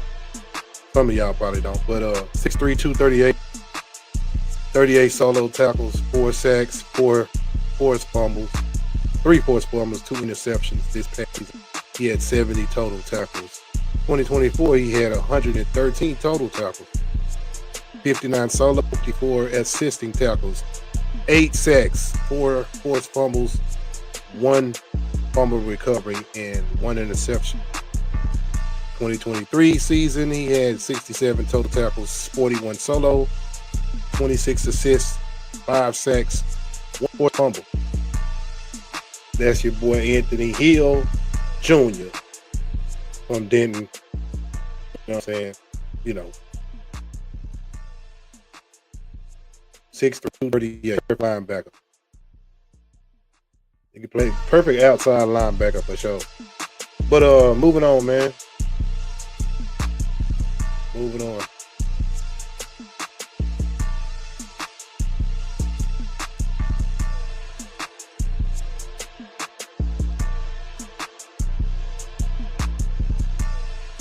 Story for Jake Golday. You're looking at a 6'4", 240-pound off-ball linebacker that made a transition from playing defensive end to playing off-ball linebacker, and he was exceptional this past year. And it's really funny because he actually, the worst graded aspect of his game as an off-ball linebacker was his pass rush. So it's kind of funny to me how you would think, even though he transitioned from being a defensive end to a off-ball linebacker, you would think, oh, well, he would take some of his techniques with him.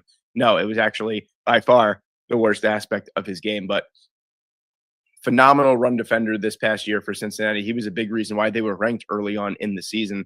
And not only that, his coverage ability. I know I kind of sound like a broken record, but really, you know, this is kind of the key points I'm trying to hit on here. But, you know, over 85, over 90 actually as a cover linebacker in terms of his coverage grade, over 85 in terms of his run defense grade. Just another guy that's a sound tackler. You know, you're going to see a lot of pretty high missed tackle rates from a lot of these top linebackers. It's just because they have so many attempts. That's the thing. I mean, if you only make 60 attempts on tackles, you know, in a year, and you miss 6 of them, that's a 10% rate. You have to think to yourself, these guys make hundreds of tackle attempts. If they miss, you know, if they make 200 tackle attempts and they miss 20, that doesn't really sound that bad for a 10% missed tackle rate. So really anything under 10, I feel like for an off-ball linebacker at the collegiate level is pretty dang good. Golday is a really, really solid tackler. Great, huge body. I mean, insane athleticism for his size. Just a fluid athlete as well. Nothing about his game is clunky. And that's kind of what I was thinking. I was kind of worried about transitioning from a defensive end to an off-ball linebacker. I'm worried about the clunkiness in the coverage, and it's just not there. It's almost like he was born to be a off-ball linebacker, smooth in coverage, his eyes just continuously scanning the field, always at the quarterback, more reactive than anything. Really, really strong coverage player, great run defender as well. You don't have to worry about the power with him. Like I said, 6'4", 240 pounds. He's someone that's going to kind of, it's almost like he's ski jumping when he comes at you. I mean, the guy just is shot out of a cannon into the running lanes, and it makes plays in the backfield as well. Really, really great player. Someone that has also grown on me as the time has gone on in the NFL draft cycle.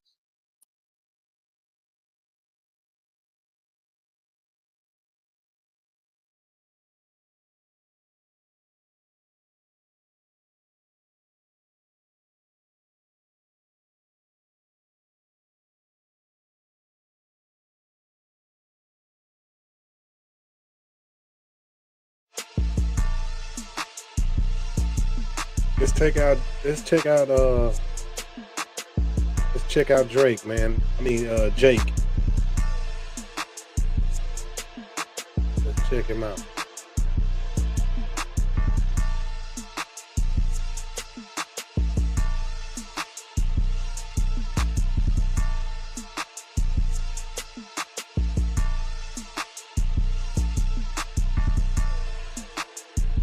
On the handoff, this is Nelson this time with his first touch of the football.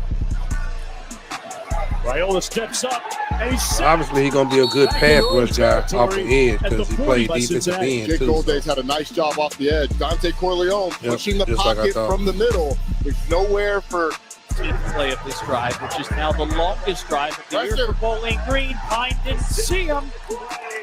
Jake all the way to your right. You're going to see him to the right of your screen. Drew Pine doesn't like what he sees to his left. Nice job by Jake Golday. Disguising and then timing up that blitz off the edge to get the big sack for this Bearcats this season. to the fullback. He gets hit immediately. Leo Kemp. Look at the penetration from the deep of the line. Zach Golden. Yeah. Makes the play. When it comes to an edge player, linebacker, he probably the best edge linebacker, I can say, because he lined up like an end and stuff. He played linebacker, so that tell you a lot about him. Pulled down at the 28 by Lyric. Keep an eye on. Daniel shooting for it. Steps up to dodge the heat. This is huge here. Since he tracks him down below the 30. Side of the line, all making sure, hey, we're not going to let Daniels roll to the right side of this. Good pressure up front. Then you mentioned Golday's just been everywhere all day. Sama made him pay. Sama again. Third straight play designed for number 2 on the field for Iowa State. And back across the middle, Gabe Burkle to midfield. If Iowa State gets back in it. Time. Sails one deep, and the pass will be deflected by Golday. 14 yards. Look at the edge of your screen. He has to get depth. And watch, he runs perfectly in unison with that. That's it. It's a gold day. And on the jet sweep, Sama stays on. Becht thought about running it. Now is sandwiched out of bounds. Jay Gold holding on the offense with that pump fake, and then look, you see Golday at the end. Jay Golday playing him. I say, man, he playing on the end. 4th and 6 from the 34. He played defensive end, so he playing linebacker, outside linebacker, so it's a natural for him to have that whole side sold up. Again, Finch with all kinds of time, just can't find an open man. Still scanning. Look at Golday. Ooh. Man, Golday just destroyed that dude over there.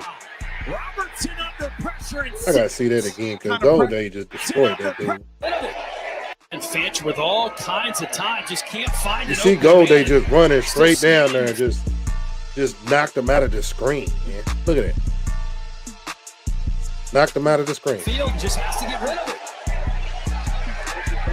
Well, that was one of the biggest hits I've seen so far of a linebacker. Golday. Kind of pressure and outstanding coverage on the outside. Robertson wanted to go to either Cameron or Trigg, but the rush was able to get him 10 to 15. Gotta have it for Baylor. Robertson, Trigg, the drop, and it's a turnover on downs.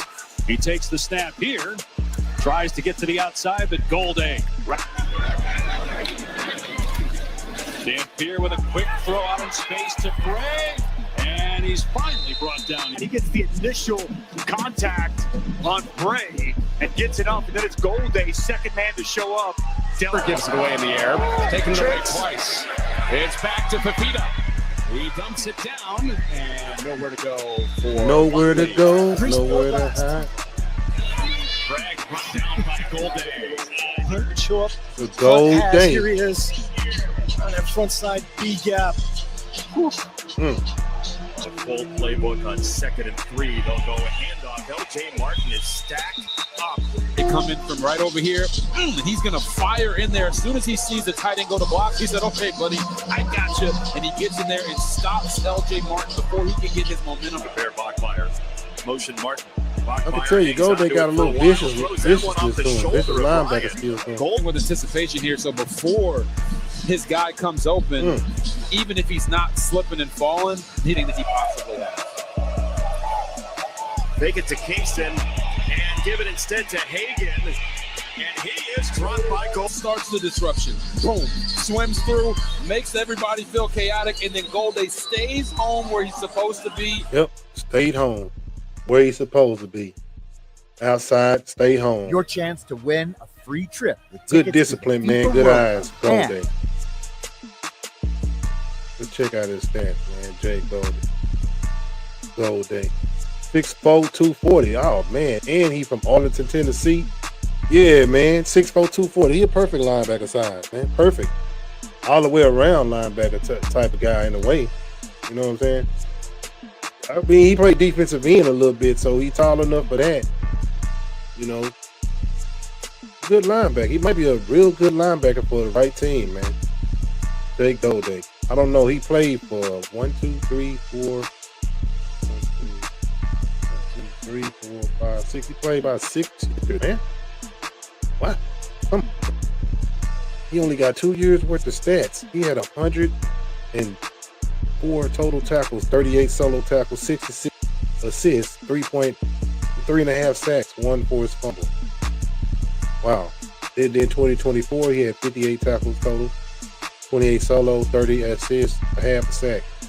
A sack and a half, 2 forced fumbles, and 1 fumble recovery. So he only played 2 seasons, man, but he got stats like he been eligible. But he's out of there. He's graduated and he's getting drafted. So he did good enough. I see some good things about him. So moving on, man. Moving on.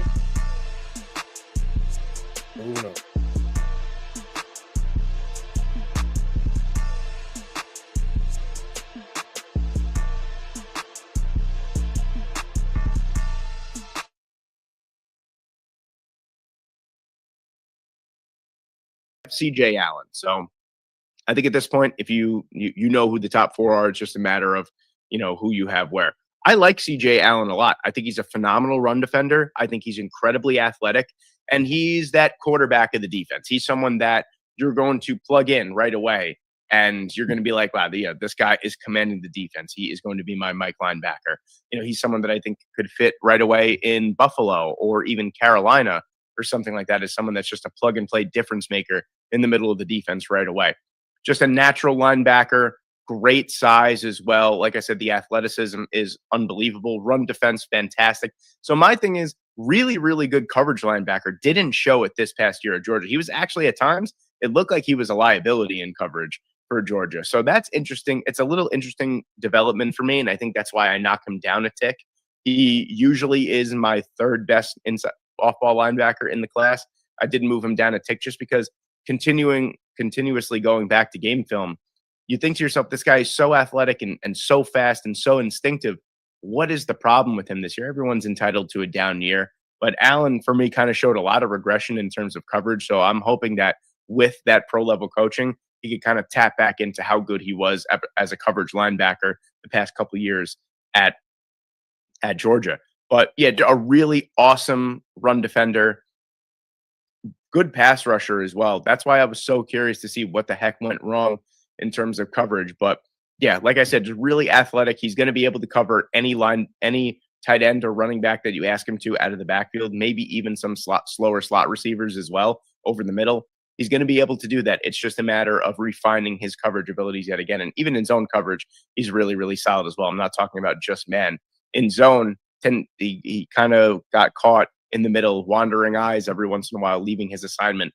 It's just discipline, and it's just NFL level coaching that's going to get him back to that level. At number 3, rounding out our top 3 here, I've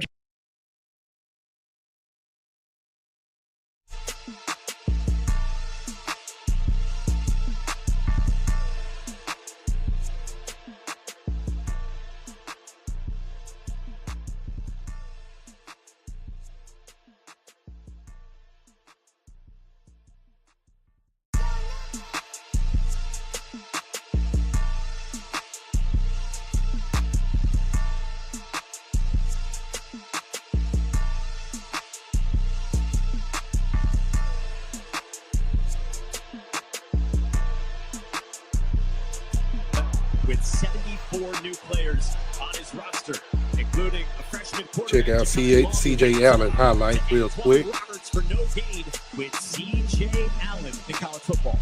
Son from Hurricane, West Virginia. Son of a former Marshall wide receiver. Yeah, Mike linebacker. So this might be a guy the Cowboys definitely might need to be thinking about. Could be on their list. Kristen Miller. Rushers see what they do back in. Cortland Simmons gets the direct snap, and he's going to be stopped. Behind the line of scrimmage, Quintavious Johnson and C.J. Allen, the preseason All-American linebacker. All-American preseason linebacker, okay. Today. Carson over the middle. Bobbled and hauled in. Okay.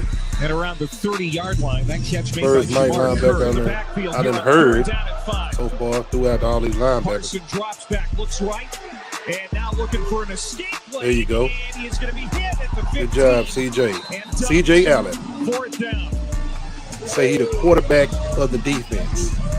C.J. Allen, the preseason All-American. Hit the ball again to start the second half. What he doing out Thank here? you, Lauren. Across the middle, it's incomplete. Ooh, almost He's picked. just 2 for 6 after that 14 for 14 start. Good job by C.J. Allen. He's out here, and he's just reading the eyes of the quarterback, and they bring him inside just enough. Again, the play clock is a factor here. Down at 3. They just get it off. And there's a short completion. Just a different type of scheme we running now. So They didn't quite hold it long enough. The Dogs, C.J. Allen is specifically attacking the football. So it's going to be the wall. Had the 29-yard touchdown catch by Hattis. Back to business. Boley, and Boley has time, but does he have an open man? The 220-pounder is taken down for a loss. C.J. Allen with the tackle. C.J. Allen, you're a Georgia player, so you already know he's top-tier defense type of dude. 2 of 5 on the day. McGowan, a little bit of hesitation, and then darts ahead for a couple of yards. Ball came out at the end there, as Georgia is claiming that it is a fumble recovery. McGowan's going down. That's Chris Jones. Ball's in his left hand. It gets punched out right there. C.J. Allen knocked it out. That was absolutely a fumble. Kentucky. At Tennessee for Oklahoma. Hasn't thrown an interception in a year, more than a year. He got hit as he froze. Man, almost another pick. It was almost ended by the announcer Jakes and by C.J. Allen. They're 8 out of 10 on third down. See what he do at the goal line. Jackson Arnold. Crowd thinks he got in. Is that a fumble or what? Sorted out. Meanwhile, the ball was out. There's a Georgia player running in the opposite direction.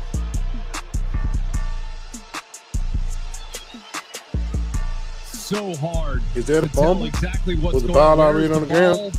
Dude, like, man, I'm going to score just to make sure. You know what I'm saying? He has the ball. It's right up against his chest. I mean, his chest is comfortably across the line there, but is the ball out? You can't see it from that side. Yeah, you can't really see the ball.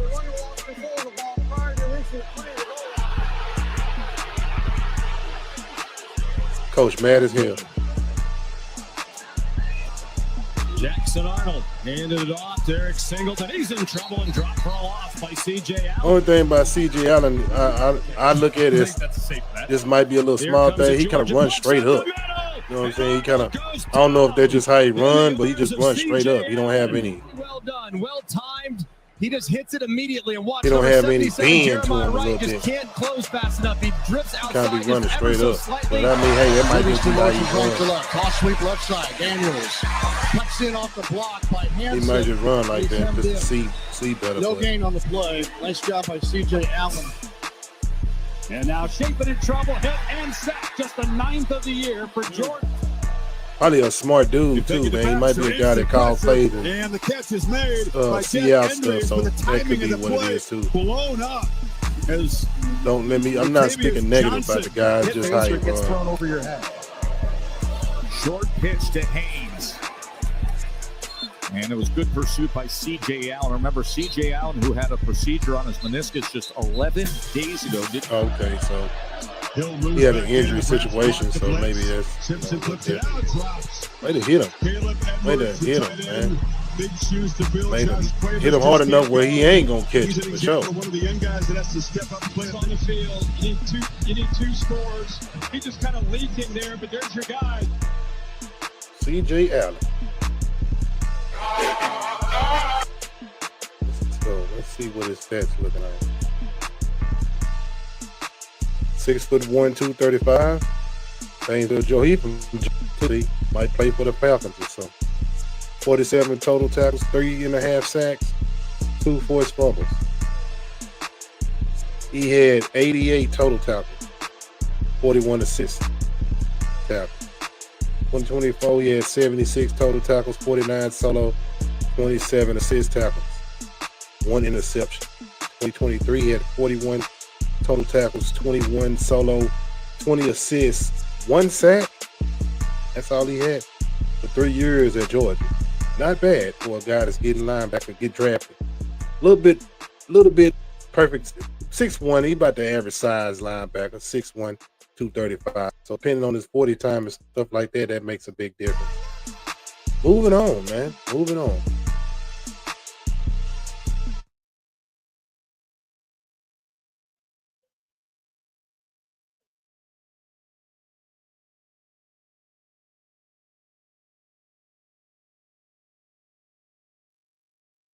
Jacob Rodriguez. And Jacob Rodriguez is a player that I think we're getting to the point in the draft cycle where it's like, well, what you see is what you get with Jacob Rodriguez. I feel like people are waiting for the hammer to drop. People are like, all right, well, what's wrong with his game?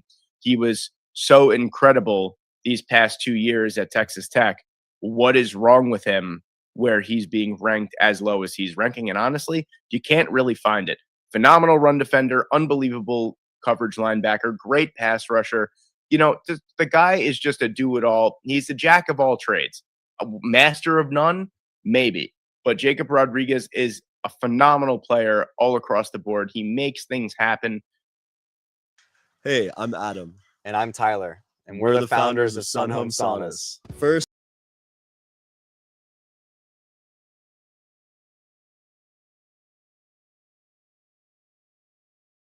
coverage stops, you name it. Fumble recoveries, defensive touchdowns. The guy is there. He's just one of those players that is always around the football and always makes good things happen when he's around the football as well. He's a player that I think maybe what gets knocked on his game is that he's not nearly as athletic as basically almost every other guy on this list, in my opinion. But where Rodriguez wins is his football IQ, is his positioning, is his technique. So a lot of things that I like to say, there are some good friends of mine that make YouTube content that right away, if a player is not athletic enough, he comes to me and he's like, well, I dropped him down on my board because he's not athletic enough. And I say that might be true. But if you look at the football IQ, the technique, I mean, you're looking at someone that played quarterback, wide receiver, and running back at Virginia. He's someone that knows the snap counts. He knows the formations. This is an extremely smart football player that has done it at the collegiate level on the opposite side of the ball. There's an inside knowledge that Jacob Rodriguez has on a lot of these formations and a lot of these plays that a lot of defensive players don't really have. And I know that, you know, you could be a film junkie and you could watch film all you want, but physically doing it yourself, I think gives you kind of an unfair advantage. And that's what Jacob Rodriguez has. And the proof is in the pudding. It's on the tape. You see his positioning. His first step is always, you know, like the ball isn't even handed off yet, and he's there. He's boom. He hits the hole hard. He knows exactly where to be. And for me, that beats athleticism a lot because you could be as athletic as anyone, and you could not know what to do in your assignment. You could not know what gap assignment you have. You have no gap discipline. You're just kind of following the ball. And, you know, you leave cutback lanes, all that kind of stuff. If you're a smart football player and you have a good football IQ and you have good technique in terms of your tackling ability and, you know, your positioning, I think that kind of beats athleticism a lot of the time. And that's what Jacob Rodriguez has over a lot of the guys in this draft class is just his overall positioning and his football IQ is off the charts. And, of course, he's strong enough and athletic enough to make all these plays. So maybe he won't be that linebacker that you're asking to cover on the boundary one-on-one with, you know, a super speedy running back or a super athletic running back. That might not be your guy. But for everything else, I think this is your guy. And I think he's a natural leader on the defensive side. And I don't think he makes it out of the second round when it's all said and done. At 2, I have our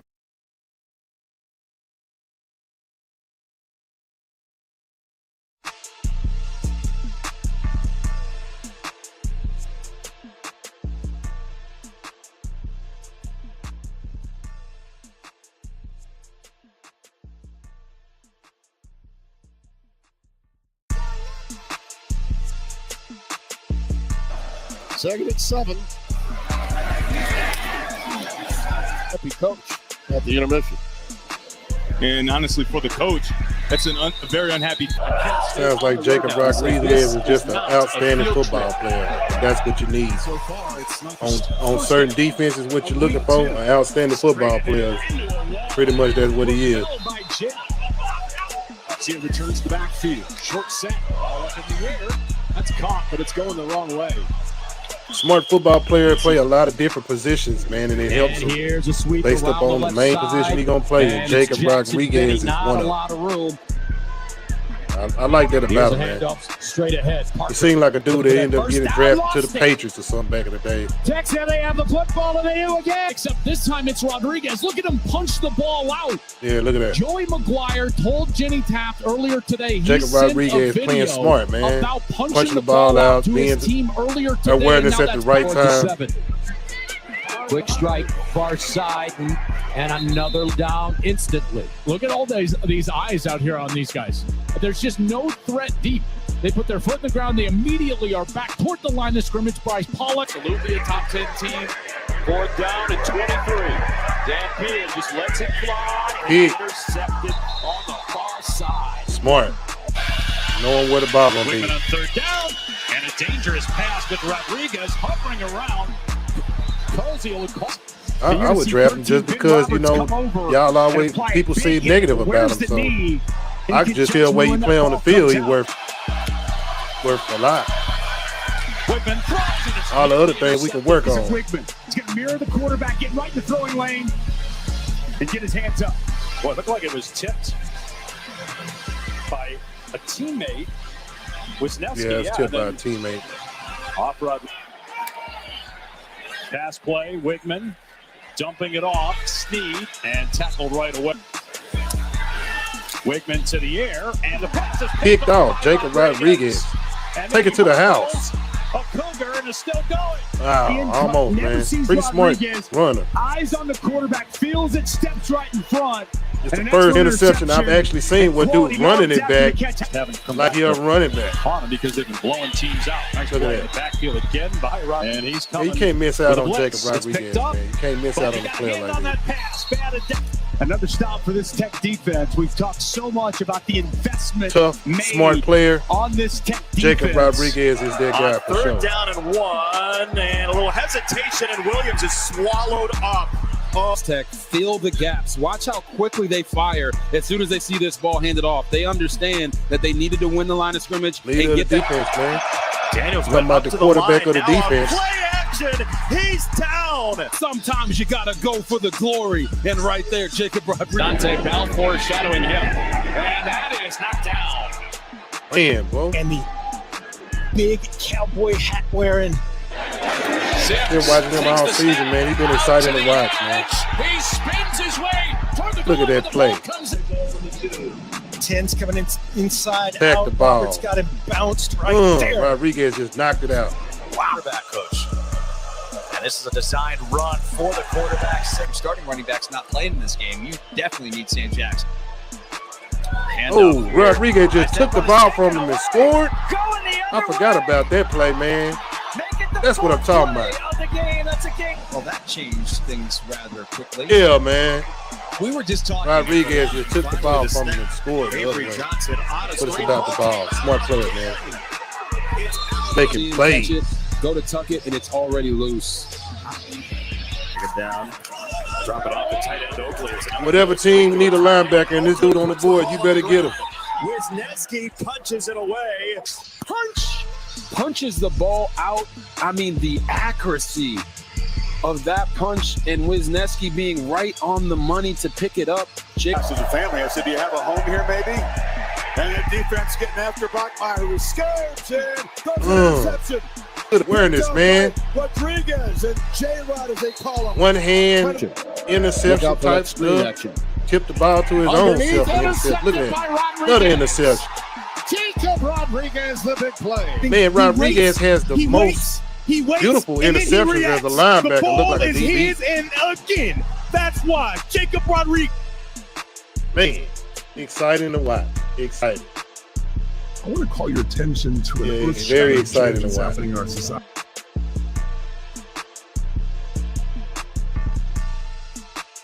Let's check out his stats, man. Jacob Rodriguez, man. Exciting to watch. One of the most exciting linebackers I've seen so far. Wichita Falls, man. You know, he from here, man. With that cowboy hat, man. Should I say Dallas Cowboy? I don't know. I'm just saying, man. 6'1", 230. You know what I'm saying? Perfect linebacker size. 63 total solo tackles. 63. 1 sack, 7 forced fumbles, 4 interceptions this season. Wow. He's been playing for 5 years. Yep. He had 128 total tackles this past season. Had 127 total tackles in 2024. 78 solo tackles. Man, tackle machine.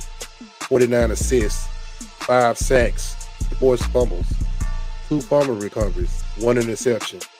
2023, 30 total tackles, 22 solo, 8 assist tackles, 2 forced fumbles, 1 recovery in the interception.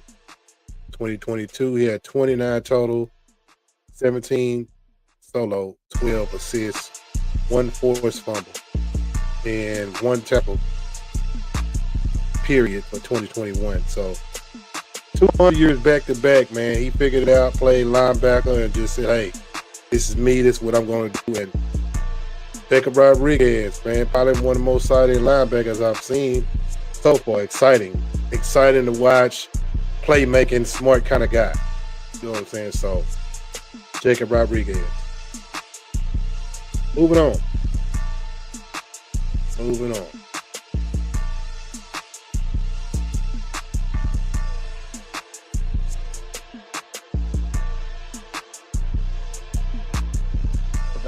Now, Reese is an interesting case because Reese is someone that a lot of people, sort of, kind of, myself included, are probably going to say that his best ability at the NFL level is going to be a Micah Parsons type of role where he's a smaller edge rusher, but his overall strength. I mean, pound for pound, Arvell Reese is probably the strongest player in this draft class.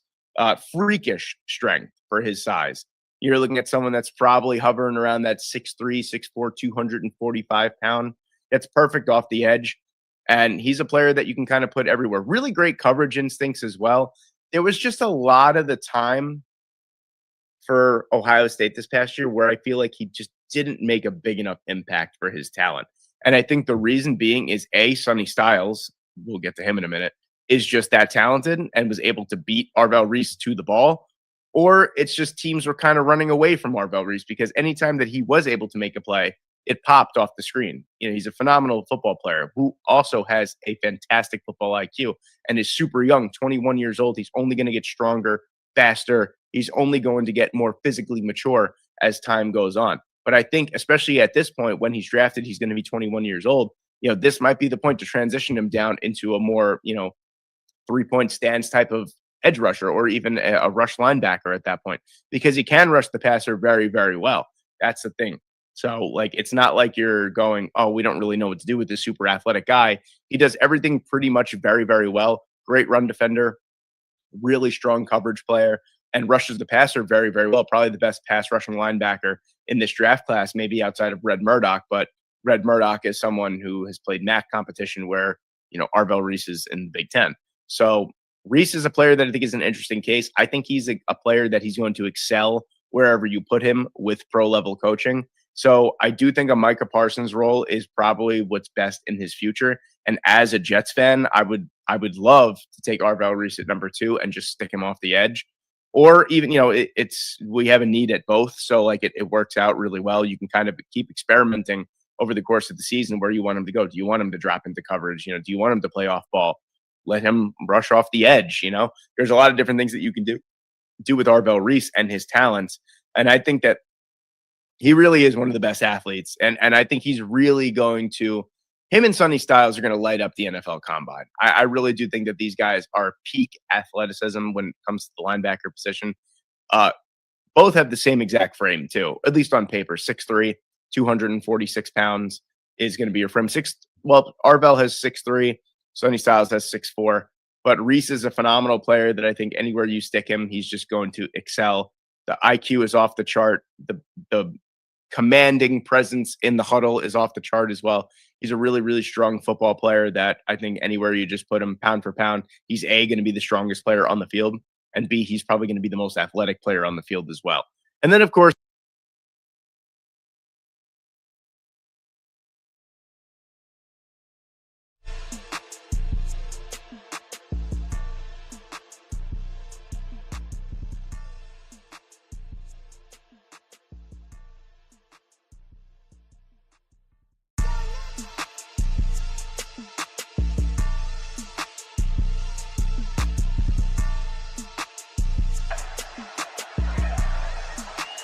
Back.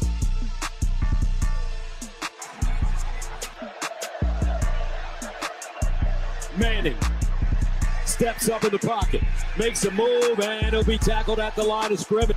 Texas 1 of 5 on third down conversions. They need 10 Mike here. Parsons type of guy. So. Manning stepping up. He looked strong, though. He's taken down Possible to be a good defensive end, maybe, you know. Arvell Reese, as if he's going to drop in coverage, and then he goes on the stunt or the delayed blitz right there from his linebacker position. My best player with a fade, quick fade throw. Yeah, big linebacker. Denzel's in the slot. Williams is looking. It might be a guy the Cowboys might try to pick up, though. Reason why I say is because the way our defense is set up now, we're going with a different 3-4 type of base defense. So we're going with bigger linebackers. So it's possible we might draft this guy, Arvell Reese.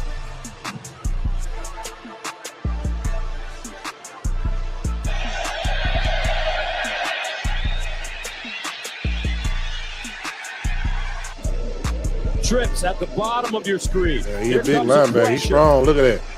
And Ohio State Good monster.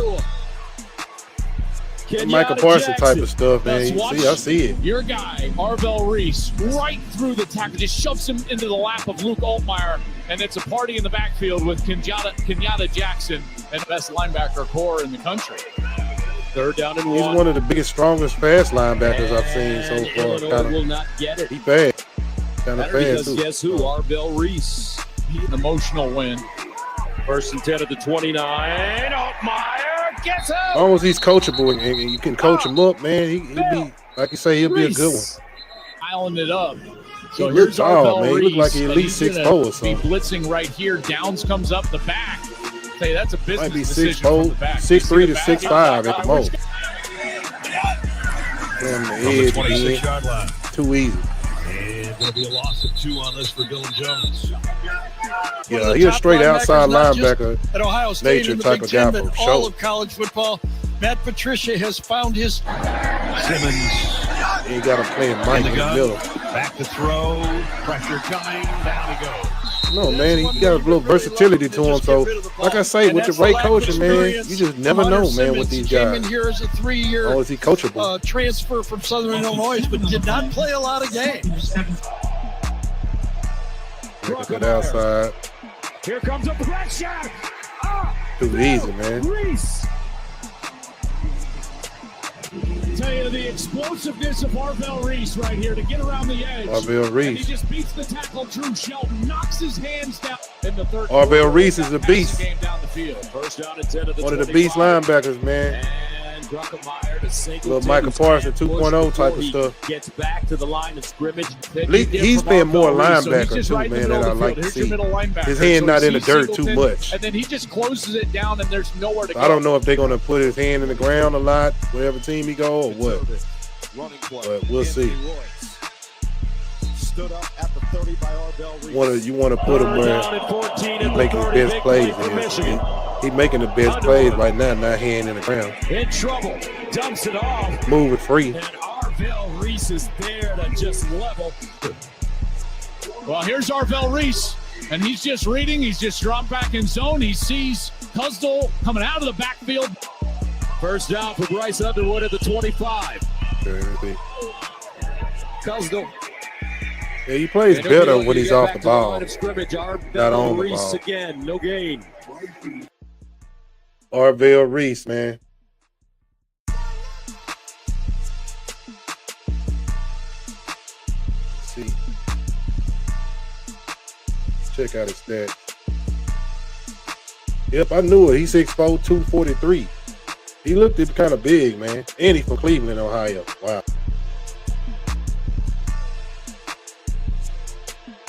Might go to the Browns. You never know. Browns sure need a player. Need some players. He go to Cleveland, boy. He mess around. They got the Cleveland defense already pretty good. Shoot. Then he's just a junior at that. He only played 2 years.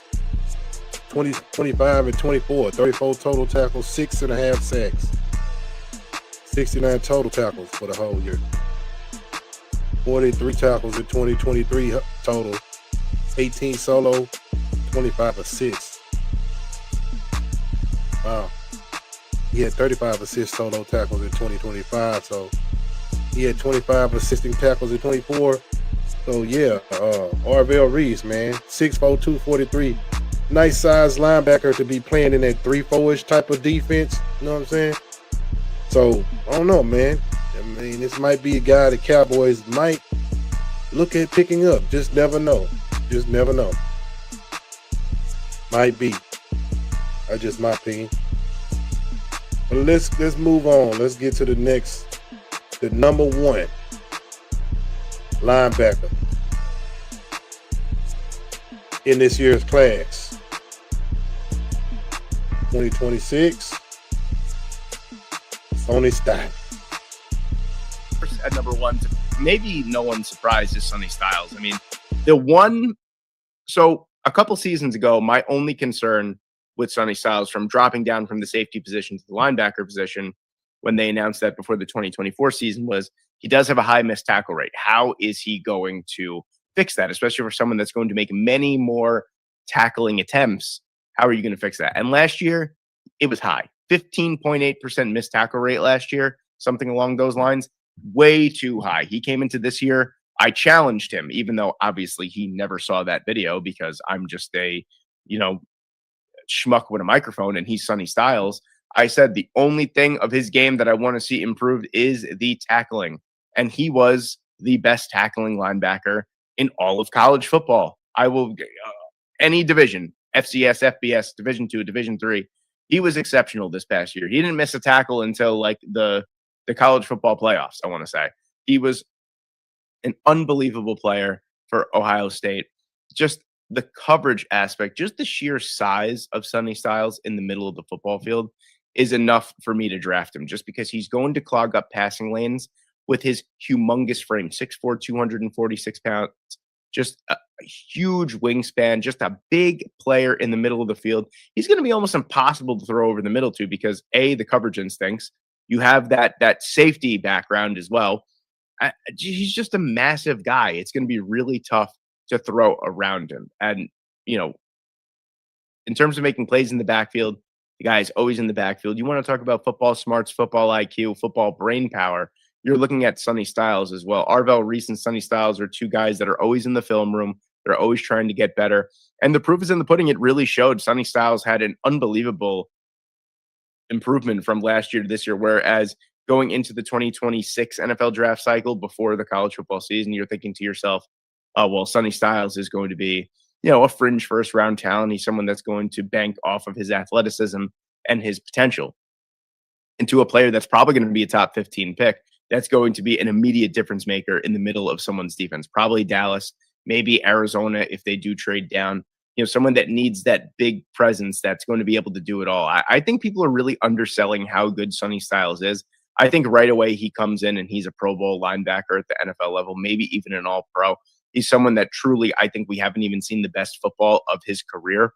And I think he's only going to get better from here. So there you have it, ladies and gentlemen. There are my top 10 linebackers in the 2026 NFL draft class. Let me know what you guys think in the comments section below. Thank you guys so much for watching today. I hope you enjoyed, and I hope I see you in the next one. Let me show you something that makes me furious every time I see it. This is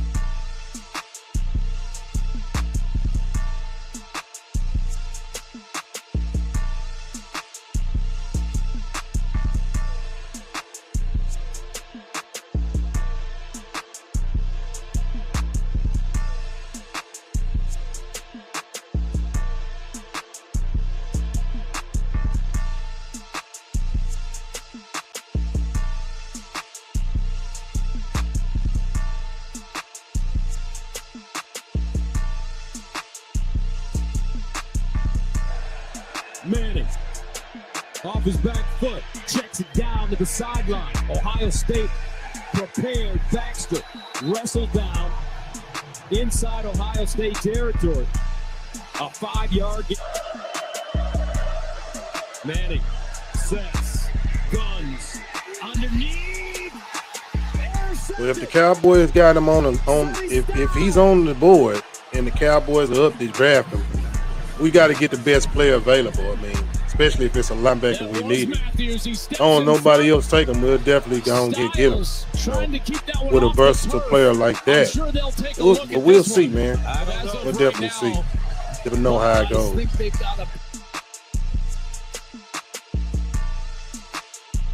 Since he played, they say he was safety and they moved him to linebacker. So he got good cover skills all around linebacker. Pretty good tackle. We'll see, man. Unbelievable. Allmeyer's protecting the football. Does that ball get in? He's trying to spin. It's in his right hand. It didn't.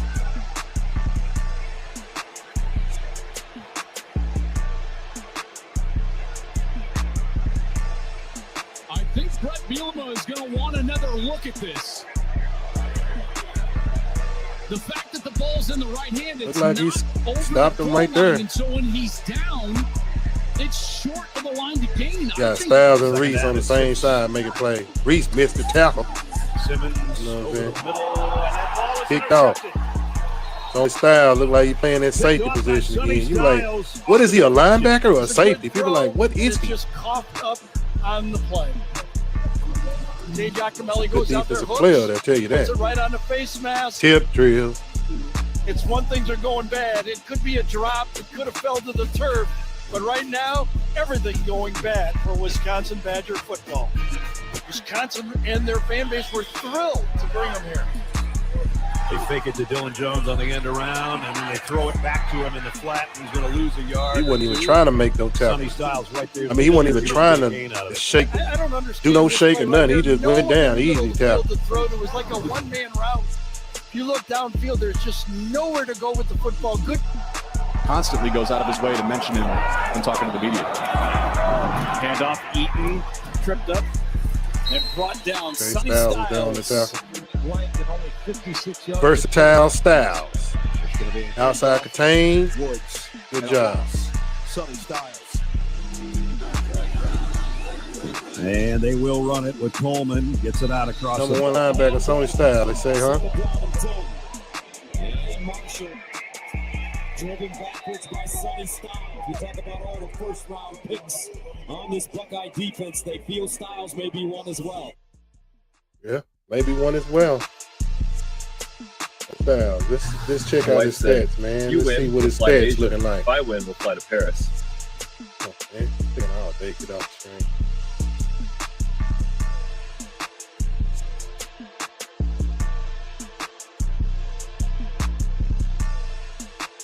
And he also is 6'4", 243. And he's a back. At that size? Oh, yeah, we definitely got to get him if he on the board. I mean, we can't hit or miss when you got Styles and then you got somebody like Reese. Styles and Reese. You got two back-to-back linebackers on the same team that's definitely going to jump off the board almost close to the same time. So Cowboys got to definitely get it right on the linebacker position. Never know, we might get both of them. You never know. But if we can get both of them, that'll be grand for sure. But like I say, man, Styles is a nice side linebacker, 6'4", 243. I didn't think he was this big, man, this tall, this big. So perfect size linebacker, man. Dallas Cowboys, you are on the clock to get Sonny Styles. Dallas Cowboys select Sonny Styles, linebacker out of Ohio State. But yeah, man, 46 solo tackles, 1 sack, forced fumble, interception. 83 total tackles. 2024, he had 100 tackles, 49 solo, 51 assists, 6 sacks, 1 forced fumble, 1 fumble recovery. 2023, 53 total tackles, 33 solo, 21 assists, 2 sacks, 1 forced fumble. 2022, 9 total fumbles, 5 solo, 4 assists. Yeah, man. And that is your top linebacker of 2026 draft class. Well, we at the end of the show. You know what I'm saying? And thank y'all for following me. Follow me as follow my Heavenly Father. And I I'm up out of here.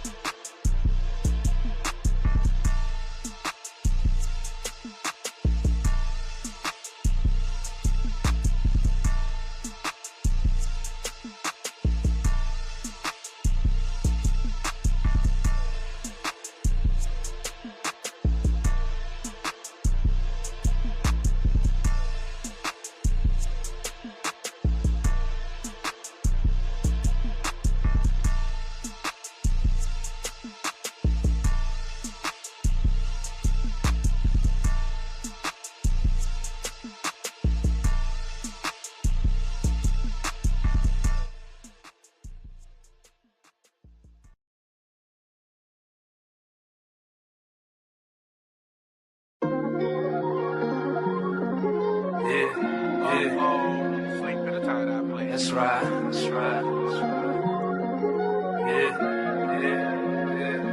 My nigga, fraud ass, cake ass nigga. Talk behind my back tryna snake ass. My nigga uses broad ass, cake ass nigga. Talk behind my back tryna snake ass. My nigga uses broad ass, cake ass nigga. Talk behind my back tryna snake ass. My nigga uses broad ass, cake ass nigga. Talk behind my back tryna snake ass nigga. Tic-tac-toe, let that Big Mac blow until it's big back glow. From that 90-round drum screaming, get back, ho. I just sit back, bro, and let that chit-chat go. I'm aiming shit down, trying to hit hats, ho. I'ma take a nigga top out. Big sleeper, ticket time bomb, nigga, pop out. Fugazi ass nigga, you a motherfucking knockout. I'm trying to punch something, I'ma knock a nigga, block out. Broad ass, cake ass nigga. Talk behind my back tryna snake ass. My nigga uses broad ass, cake ass nigga. Talk behind my back tryna snake ass. My nigga uses broad ass, cake ass nigga. Yeah. Talk behind my back tryna snake ass. My nigga uses broad ass, cake ass nigga. Right. Talk behind my back tryna snake ass. Politicking about this paper, about to run up $1 million. My video shot by billion, ain't got time for the chillin'. Tryna stack it to the ceiling, at least I'm here for the children. Niggas plotting up they ways to tear down what I'm building. Every verse is like a killing, mass up when I'm drilling. I'm really spitting what I'm living, that's the reason they feeling. Nigga out here drug dealing while you talking and swilling. Run your mouth to these bitches like I never get near them. My nigga use a broad ass, cake ass nigga. Talk behind my back tryna snake ass. My nigga uses broad ass, cake ass nigga. Talk behind my back tryna snake ass. My nigga uses broad ass, cake ass nigga. Talk behind my back tryna snake ass. My nigga uses broad ass, cake ass nigga. Talk behind my back tryna snake ass nigga. Broad ass, cake ass nigga. Talk behind my back tryna snake ass nigga. Billion shot it.